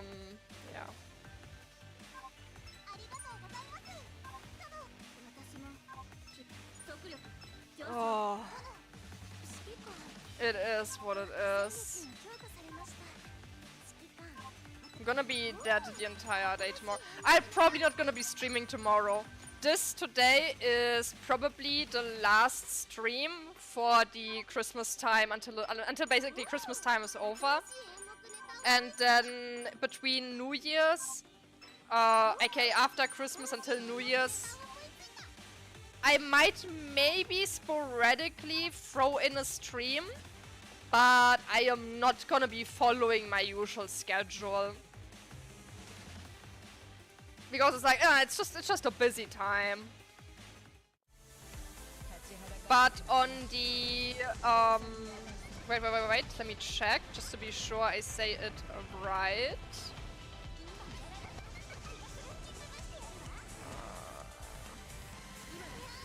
On the 7th January, yes, I have a schedule. My schedule is posted on my channel. It's the first thing you see when you click on my channel. On the 7th January, I'll be participating in a collab stream for Lethal Company, but that starts at 1 AM for me. So it's not my usual streaming times. So everyone who is also in my time zone is just probably not gonna be there.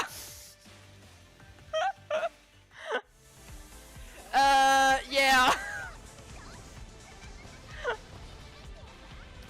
That's kind of the thing when you're the one. It's kind of thing because I am that one person in an entire different time zone. I am that one sucker on a different continent.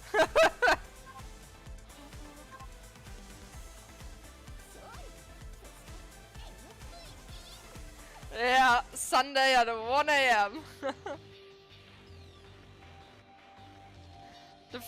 Definite maybe, yeah. Sunday morning. For me it is Sunday 1 AM. So I'll just be asleep the rest of the day after.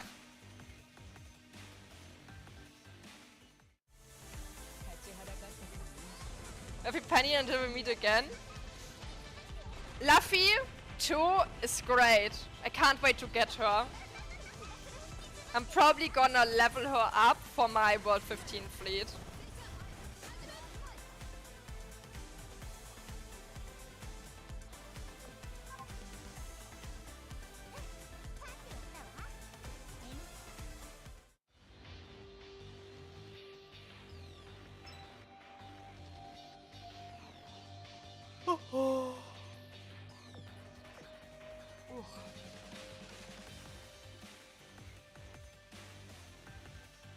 If nothing else comes up, oh, don't worry about it.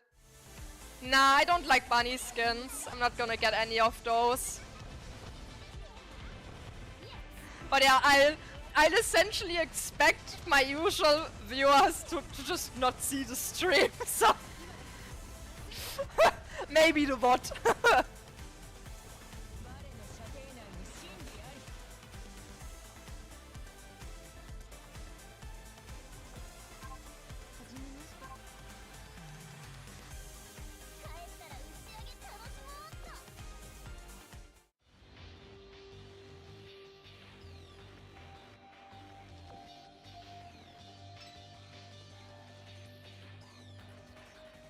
Maybe.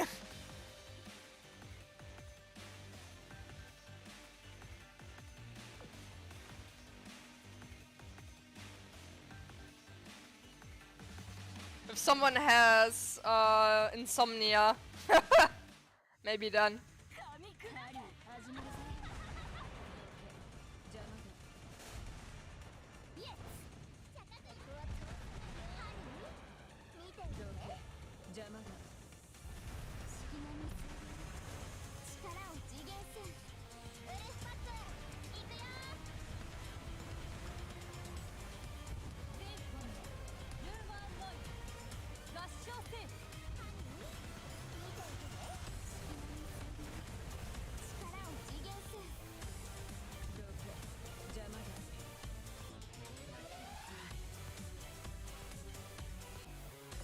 Hey, I did the SP stage. Woo. GG. Auto go. Auto go burr. Oh, got me 50 points. How much do I still need? Oh, I'm still far away. 49 more!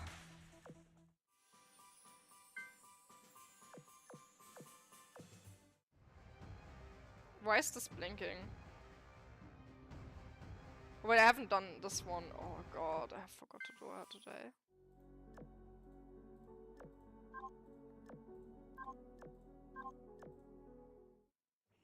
Yeah, damn it. Okay. I'm gonna call it here. So we just go here. Okay, I'm gonna wrap it up now. As I said, this is probably my last stream for Christmas time. don't know when I'll be back exactly. At some point, probably between the years. I'll be updating my schedule to basically say, hey, stream's kinda inconsistent now. Yeah. I hope you all have a nice Christmas time. Eat lots of food, sleep very long, get presents, get money.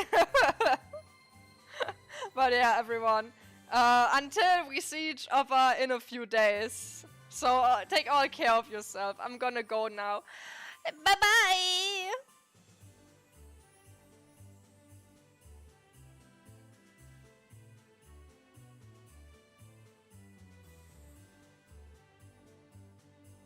仲間たちと一緒に出航できる日が待ち遠しいわ。